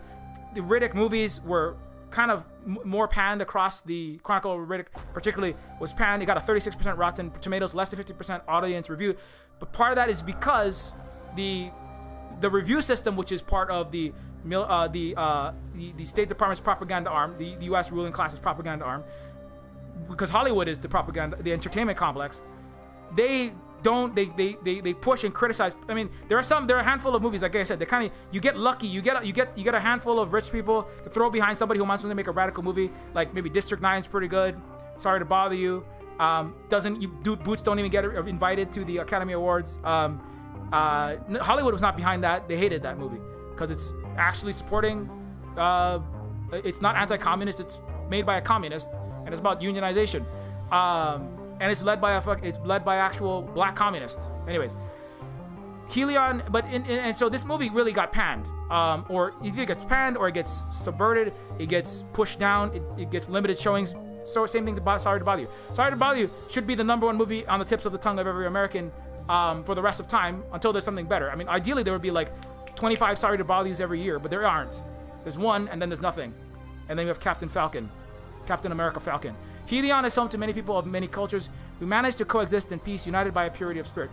Imam is one of the most likable characters in Riddick, a black Muslim, kind of like coexistence before U.S.-backed intervention in Palestine. And so, you know, similar to what I was saying about the Eastern Peril, Riddick is an anti-Eastern Peril narrative. It's about the coexistence, right? Working together, living in peace and coexistence that the United States had. That the Eastern peoples had. For example, Palestine, Jews, Christians, Muslims living in peace until what? Until settler colonial United States Western-backed occupation. And now the deaths of how many this year? How many children slaughtered just this year? Then Space Roman / US Empire launches an airstrike at these peaceful coexisting. Again, it's a majority Muslim space. It's a country, a planet in space. That has a majority Muslim population, but with coexistence of other religions and other cultures. And then, again, Roman / US coded empire launches an airstrike, slaughters everyone for resources, just like Riddick's planet and people before being dumped in prison system. Join the necromonger religion and pillage with us or you die, kind of like colonized people of color, now overrepresented in the US military, right? As I was saying, too many Hawaiians, too many Samoans, Dwayne "The Rock" Johnson, the poster boy to recruit every non-white person to go do what America did to their country to the rest of the world, brown and black countries. You know, and this again, what I liked about it was Roman, Western, it was like Roman armor with American guns, all the Western empires all rolled into one, with a neocon, righteous, religious, Christendom-backed monolithic, non-coexisting, right? Violent, racist, anti-Muslim coming into space Muslim country and bombing them and forcing them. If you turn to our side, do things Western liberal capitalist democracy way, give us all your resources, convert or die, right? Unlike the Muslim non-white country, the Eastern country, right? The so-called dark, evil country who was coexisting. The Western way is to force their way down other people's throats and then pillage them, enslave them, etc. Kind of like the for-profit war, bombing, genocide, and exploitation of resources from Syria to Iraq to Afghanistan to Palestine that the U.S. and allies continues to engage in. Disproportionate Muslims, of course, unless you live under a rock or you live in like the headquarters of, the disinformation campaign of the U.S. and its allies, you probably have seen these images. I mean, actually, they all have seen it. They have to erase them all from Twitter. That's what they're doing now, with the mass consent manufacturing surveillance capitalists, just buying this stuff off of Twitter. But anyways, while Israel continues to slaughter the Palestinians despite ceasefire, they didn't cease. Actually, they didn't. They kept killing people there. But the U.S. military has a long history of slaughtering 3 million plus Muslims if you add up Iraq, Afghanistan, Syria, you name it. In contrast, 300 glorified Western, that's the image that I show at the beginning. 300 glorified Western white hyper-militarized society fighting for freedom despite being a fash monoculture of soldiers plus wives, as fundamentally virtuous and good versus gender fluid, non-white Middle Eastern peoples as fundamentally evil and corrupting, also super eugenicist as I mentioned earlier. This is the bad guy, a non-white, queer-coded, gender fluid person. The good guy is white chauvinist with Handmaid's Tale, Stepford wives, supporting their strong white man, doing all the killing, slaughtering children who come out with defects, super ableist. Snyder film helped foment anti-immigrant Islamophobia that Trump later ran on and manufactured consent for the war on terror and the 21 trillion forever wars in Iraq, Afghanistan, Syria, etc. to beat back Muslim hordes. Again, that's Yellow Peril in the 2010s in the US again. You remember this? Did you forget? Do you live in a ahistorical, non-dialectical disinformation matrix bubble of the last 5 minutes of the newsreel and the trending topic? This is what America did to the Middle East, North Africa, and Muslim countries. Invading countless of them, slaughtering them, displacing them, impoverishing them. This is what, this is a picture of the United States causing destruction in, you name it, Syria, Fallujah, Abu Ghraib, countless places in Afghanistan, bombing Uyghurs in Afghanistan. Uyghurs are Muslim. America don't care about no Muslims. He was bombing them, slaughtering them, fomenting far-right terrorism within them. The Chronicles of Riddick, Pitch Black. So if you want something to play, Chronicles of Riddick. Pitch Black is fuck 12. Makes the slave catcher police look as they are. Duplicitous, lying. Actually, they're the ones using a lot of the drugs that they're taking for people of color and then throwing the people of color in prison. White people do at least as much drugs as non-white people's, and the police in Pitch Black are shown to be slave catchers and terrible. It's a smaller. Riddick is very much the world police, the United States world police. Criticism, in my mind, of the Western empires, including Rome, including the United States, showing Muslims in a very positive light in the Middle East, coexisting in a time in which America was fomenting. So Riddick is more based than anything Star Wars ever thought it did, because Star Wars, nobody learned shit from Star Wars. A lot of people learned that the empire is the Soviet Union. That's what a lot of people learn. But Riddick makes no bones about it's a Muslim majority, non-white country with coexisting in peace with disproportionately white, Western, Roman-coded, and America-coded empire invading. They're made to be the bad guys, and it's much more clear, and that's why I think, there's no perfect film, but as far as like not being shitty, the writing was very adept, the acting was good, the special effects, the action was very spectacularly. I'm talking about, is this movie important? Riddick is much better than politically important. Riddick is much better than anything that anyone else. Until I find something better. I mean, in science fiction, that I can think of that was mass watched and mass viewed, and that's why it was panned. Is because America can't have movies that stop the consent of the manufacture of war for the Middle East, particularly in the noughties.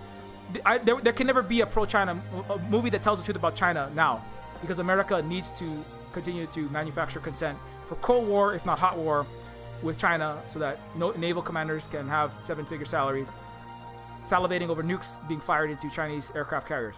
The Riddick universe is also a major inspiration for Neofeud 2, which deals with anti-colonial, war, anti-racist sci-fi themes in space. Again, I'm trying my best. Again, I'm not gonna be like, oh, like Ho Chi Minh. I'm not gonna be like Neofeud is perfect and there's nothing wrong with it. No, there's things I could have done better. You know, blah blah blah blah. Versus in terms of art, I mean, I'm one person doing the writing, music, art, programming, and half of the voice acting for a game. I mean, what the fuck? While working full fucking time, what do you expect me to do? But at the same time, it's like there's things I could do even better. What I hope to do better in Neofeud 2 is to depict alternatives to the Eastern civilization against the Western barbarism that is trying to destroy the galaxy in this case. So, anyways, it is now 2:05, so we should be getting off shortly. I could go a lot more into detail. I did go into more detail in the last Wednesday Twitch VOD, into anti-Asian racism, the history of Yellow Peril across time. I'll probably do a little more of this in the evening time, but I do need to be getting off shortly. So Neofeud, everything that we do to support here, and again, I want to make one more thing clear. I'm not saying all those things because I just don't like white people. I don't like Westerners. No, I don't not like those people. What I don't like is undue suffering, exploitation, pain, and the lying about this to cause more suffering, death, war, exploitation, and just duplicity. You know, I don't want that. But to get there, some people, many of them who live in English-speaking, French, Spanish, and German-speaking countries, will need of all heritages will need to hear very hard things. I think that's what I think. I mean, maybe I'm wrong. Maybe we'll muddle through and we'll just watch some white-produced sci-fi about space colonization and stuff will sort itself out. I personally do not think that's why I'm saying these things. I don't say these things. Actually, to be honest, like I said, if I said nothing, it might actually go better for Hawaiians because America is doing a good job of collapsing its illegal occupation of Hawaii by collapsing its capacity to be a force projector economically and militarily as we speak. I really do this because I don't want people to suffer in the United States, in Canada, in the Western world, of any color, of whatever background or color, as much as will happen. And I definitely don't want the suffering of all of the global South to continue. But to get there, very difficult realities, have to be faced. If you accept what William Casey has said, and what not just him, countless other leaders of the so-called free world have said, right? We are in the business of disinformation. You have to accept that countless things about what you think, right? What I have thought must be false, and that will be painful to unlearn, both in history, in economics, in relationships, in parental relations, familial relationships, in economics, in politics, in science fiction, in fantasy, in fiction, in the video games, right? Countless of these things will be wrong, false, backwards, and it will hurt to undo it. It will hurt to undo it in the way that learning that your parents lied to you your whole life doesn't feel good. Denial, rage, pain, bargaining, maybe grief, hopefully a fast cycle, and then coming to the new, but to start that, there has to be facing of these lies, right? This is, again, even Bezos is like, we have to start facing up to the fact that we failed, and the East Asians did better. We have to face it, And anyway, so that's why I do this. But Neofeud is a dystopic cyberpunk adventure game in the vein of Blade Runner with overlay of Game of Thrones like political intrigue and hand-painted stylized visuals. It is a game that is created by myself. Again, about social, political, economic inequality. It is anti-war. It is anti-imperialist. It is anti-racist, and it is anti-capitalist. And again, it's part of the reason why I call it neo-feudalism is because I identify feudalism, slavery, feudalism, capitalism, and neoliberalism and neo-feudalism as all a continuation of basically the same Western system as I've been discussing. It's why I call it Neofeud, right? And I juxtapose the kings, the king/CEO, Warren Clinton Bush, I fuse these all together to make a point about it is not a matter of changing out a few economic principles here and there. It's not a matter of rejiggering, and it's not an MMT solution alone. That's a thing, but that's not it's not a economic, engineering, or science solution. There's something deeply wrong at the core of almost the libidinal, spiritual, definitely economic, and definitely cultural, in a totalistic way. Something very, very wrong.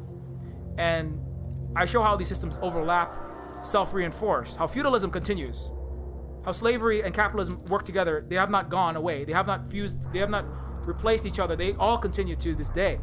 And how they reinforce, how racism, capitalism, warmongering, all self-reinforce the prison industrial complex.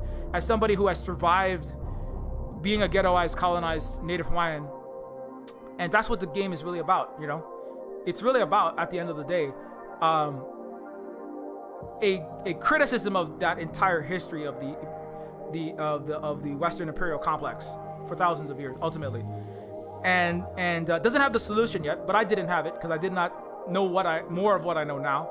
And Neofeud 2, I hope to have more of what comes next, and what comes next is what comes before, really. But anyways, Neofeud, you can leave a very short review. It helps us out a lot because it really does help to increase the likelihood that the game will be discovered in the Steam algorithm by people that are watching the more like this thread, the more like this, looking at their browsing suggestions, because the algorithm that we all have to pay undying fealty for our neo-feudal lords does not like it when games have sub 100 or 200 reviews. So really, it does help us out.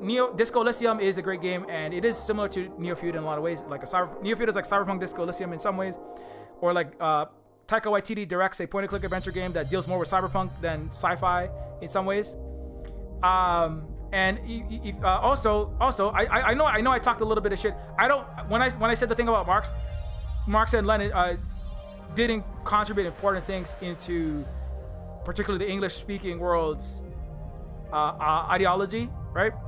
And I say that because again, not because like everything he said is wrong. No, it's just that the things that he said were part of the Yellow Peril and Eastern anti-Eastern racism and lack of knowledge. At the same time, Neofeud explored the depths that make up our capitalist reality, and I found the game to be a multidimensional representation of Marx's Das Kapital, which is received as a labor of love, one that speaks to the cultural references of our generation. So, I do have Marx quotes. There is a character in Neofeud. There's a transgenic, homeless PhD student rationing out cans of reconstituted earthworm puree, reading a tattered, dog-eared copy of Das Kapital on the street as a homeless college student.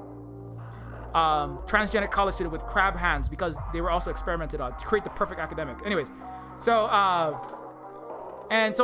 because that is important as a critique of the capitalist structure, and as a way into indigenous thinking, which sometimes they call it dialectical thinking, for people who didn't do that as much. Neofeud is also downloadable for Windows, Mac, and Linux with no digital rights management. If you don't like DRM, and if you also don't like Steam for whatever reason, you can get it on itch. You can get it for sale. You can also support us through patreon.com/Neofeud. Patreon is a you get access to the Silver Spook Discord if you become a Patreon patron. You also get access to behind the scenes work on Neofeud 2 and other games that I'm currently working on, including Terminus Cyberstar, a 3D cyberpunk. Well, I'll be talking about that shortly. So do consider helping us with that. Hey, for Asian and Pacific Islander month. I mean, if I didn't scare you off already, this is one of the medicine streams. But if you're still around and you want to support the education that we do here at the Silver Spook Games and Silver Spook Hui, where we have no bosses, landlords, there are what we produce, how we produce, where we produce it, and what we do with profits is democratically decided, and we work together on these things from our ability according to need. If you want to support the Native Hawaiian indigenous games, then you can support us through that. Also, if you don't have no monies, I don't have the money. I'm thinking of a Jordan Peele sketch. But anyways, you can also follow at Silver Spook Games at octodon.social. You can use Mastodon. Mastodon is a decentralized, non-capitalist controlled federated social media platform that is like Twitter, but without multi-billionaires for giant capitalist corporations backed by the United States military, Wall Street, and Silicon Valley surveillance capitalists. rigging the timeline to remove Uyghurs like the girls from Guli, to remove indigenous people like the Wet'suwet'en when they're in the middle of stopping a multi-billion-dollar fossil fuel pipeline being illegally shoved through their territory over their ancestors' graves, poisoning their water, lands, and children. And removing Breonna Taylor's name when she said, when her name was said by 3,000 accounts and Twitter, and Jack Dorsey, Thanos snapped them off of the internet. Thanks a lot, Jack. So it has a much smaller reach. However, I make sure I have an account here because A, I learn things that I don't learn on Twitter. Also, it's much harder for the Western barbarians to control our Eastern civilizations and global South, Eastern and South civilizations. Truth there. It's harder for them to control that. I can talk about the Uyghurs and I don't get my tweet like shadow banned. It was really cool. And the Uyghurs can not get their account deleted for just talking about their experiences in Xinjiang. Unlike on Twitter. Unlike on YouTube, where they were hit with all the kind of death threats. Anyways, you can also follow, however, while we have access to the Western barbarians' Death Star satellites, you can also follow at Silver Spook Guy. That's my personal account. You can also follow Silver Spook Games if you want to follow the games-related stuff. Creator of Neofeud, a dystopic cyberpunk adventure game. Also a native Hawaiian social worker and STEM robotics teacher. Neofeud 2 is anyways, what am I reading all my tweets for? You can follow Silver Spook Games, and it is a learn about when the Neofeud goes on sale, games-related stuff. Also, don't forget, if you missed it, speaking of games-related stuff, you can I'll go through this. You can also follow Terminus Cyberstar at Terminus C. Terminus Cyberstar is a low-poly cyberpunk immersive sim in the vein of late 90s PC games such as Deus Ex 1 and System Shock 2. It is a game being worked on by myself and a handful of other folks, including writers, musicians, artists, programmers, level designers, voice actors, etc. It is a game that is currently being visually updated. I'm not sure how far it is to completion.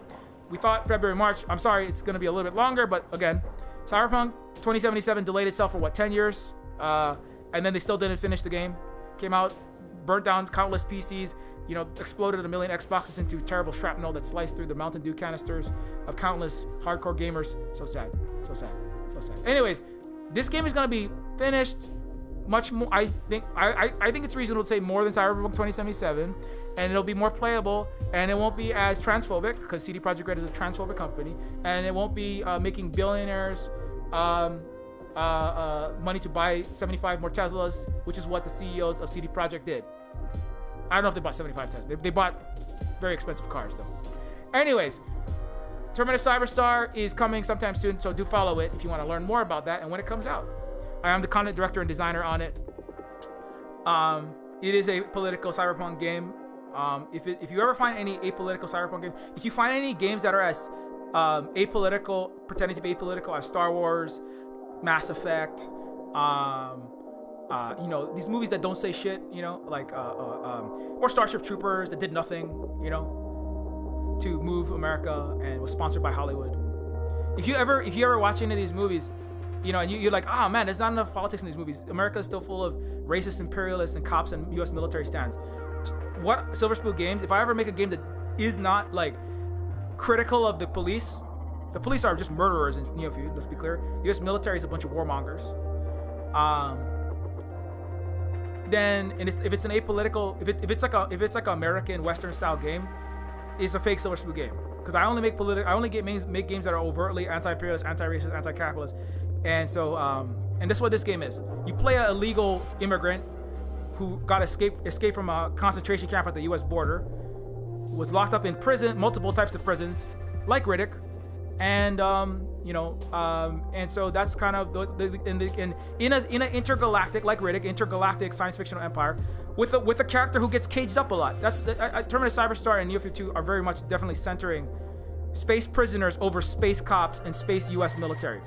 So if there's any Silver Spook game that's like the U.S. military is awesome and great, you know that it's a fake. Silver Spook was implanted with Neuralinks, and Elon Musk is manipulating my brainwaves and thought policing me to make sure I make reactionary garbage games. Anyways, also you can now check out the I want to say I was on. Speaking of Asian and Pacific Islander Month, just one more shout outs for some cool folks. I was recently on a Asian and Pacific Islander panel with a bunch of really cool folks. You might have seen it already, but if you did not, I was with two panels. I was in the Indigenous Game Devs panel on the Twitch front page, which had huge, like, it was the biggest panel I've ever been on, like 1,000 people, I think, at peak. I don't know, it was huge. I don't know how many people there were at the peak.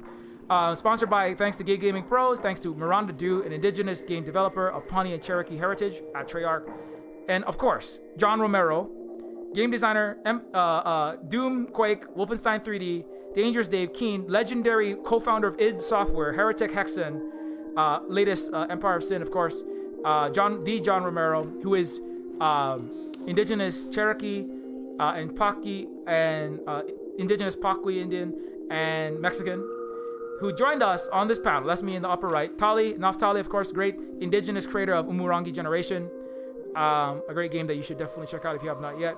And if you have not seen that, I highly recommend it. It's on the, I think Holly will have put down the Gay Gaming Pros GGP, which is LGBTQ plus friendly Twitch and YouTube channel. And thanks to them for putting this together. And yeah, do check it out.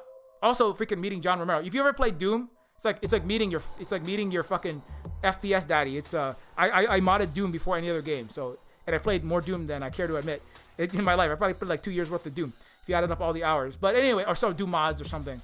And so, anyways, do check that out if you missed it. Also, finally, do check out one more Asian and Pacific Islander. I have recently uploaded this to the YouTube channel, but do check out the Asian and Pacific Islander decolonization panel, which I was on the Luna Oi. I was on the Luna Oi channel. Luna Oi is a Vietnamese content creator and streamer from Vietnam. Very important education from Luna. I think Luna would agree with a lot of things that I'm saying. I just want to say, very frustrated by talking to Westerners all day long on Twitter and in other places. But Luna Oi, Sha Merore, Ongo Ongo, myself, Conquest of Dread, and Kavika Guillermo, Asians and Pacific Islanders from, in Shaw's case, Palau. In Micronesia, I'm of course native Hawaiian. I'm also Asian. I'm Japanese specifically. As part of my heritage, Conquest of Dread, Maori from New Zealand, Aotearoa, and Kavika Guillermo, Filipino, Hawaiian, and other Asian and Pacific Islander with family in Hawaii, and a professor at University of British Columbia in Canada. So across the board, I think this is 4 more Pacific Islanders than I've ever seen on a so-called Asian and Pacific Islander panel for AAPI month. I'm just gonna say, get more Pacific Islanders on your panels, okay? Also, get some Chinese people in the panel, like from China, okay? Not the Gusano capitalist one that came over and lives, and the daddy works at the CIA, okay? Until thanks to all these people. Dave, James Winton, Mixzilla, Mr. Brewer, Belinda Ann Taylor, Kiara Kababar, Industrial Robot, Johnny C, Alana Montar, Sean Conlon, Danny Carroll, Eric Wright, TR, Morgan Swampcroft, The Reaver, Tyler Todd Hill, Wright 455, Matthew Stone, Alexander Red Gilbert House, Alfonso De Lazar, Combo Breaker, Lark, Muriel, Skylar Smith, Tim Kabuta, Zix, Ralph, Tanner Earl, Michael McAllister, Extremely Online Left, Ted Chorlington, Beast Code, Danae Paname, Adam M. Smith, Matthew Cabrera, Jay Owens, Sean Lynch, Jose Antonio Hernandez. Thank you for your continued support for the stream. It is greatly appreciated. It does help us to do all this education work that we do here, and also continue making the Silver Spoon games. I'll be back around 9 Pacific time, playing games. I might play some Star. I don't know. I might play. I'll see if I can get Butcher's. I'm gonna see if I can get a Riddick game to work. We'll see. I don't know if I will, but we'll play some kind of games and some music, and then I'm gonna end up doing some more education. But jet engine, 120 decibel, high speed, high intensity, very passionate education, not ranting. I will be doing that in this evening, so do join us if you have the time. But otherwise, thanks a lot. Thanks, Mass Casualty, for hopping in there, and thanks, Holly, for modding. Of course, very important work. And we'll see you next time. Keep your marriage age polish. Be excellent to each other, and don't be afraid of the Yellow Peril, the Eastern Horde. Okay. Work together. Listen to our Asian East and other Asian and Global South comrades. Listen to them like for real, and we will, and humanity can survive. Let the ideology and culture of the barbarians die inside of your head. Not they have to die. So we have to undo this, and we will live. Okay, that's the final message I want people to take. I don't want people to warp this into like, oh, Silver Spoon just don't like nobody. No, it's not that. It's we have to just like We have to work together. We have to hui together across the world. Okay. Be excellent to each other. Yeah. Welcome to Yellow Peril. Well, mass casualty. You know. Yeah. Yellow Peril for Western capitalist feudalist military ideology.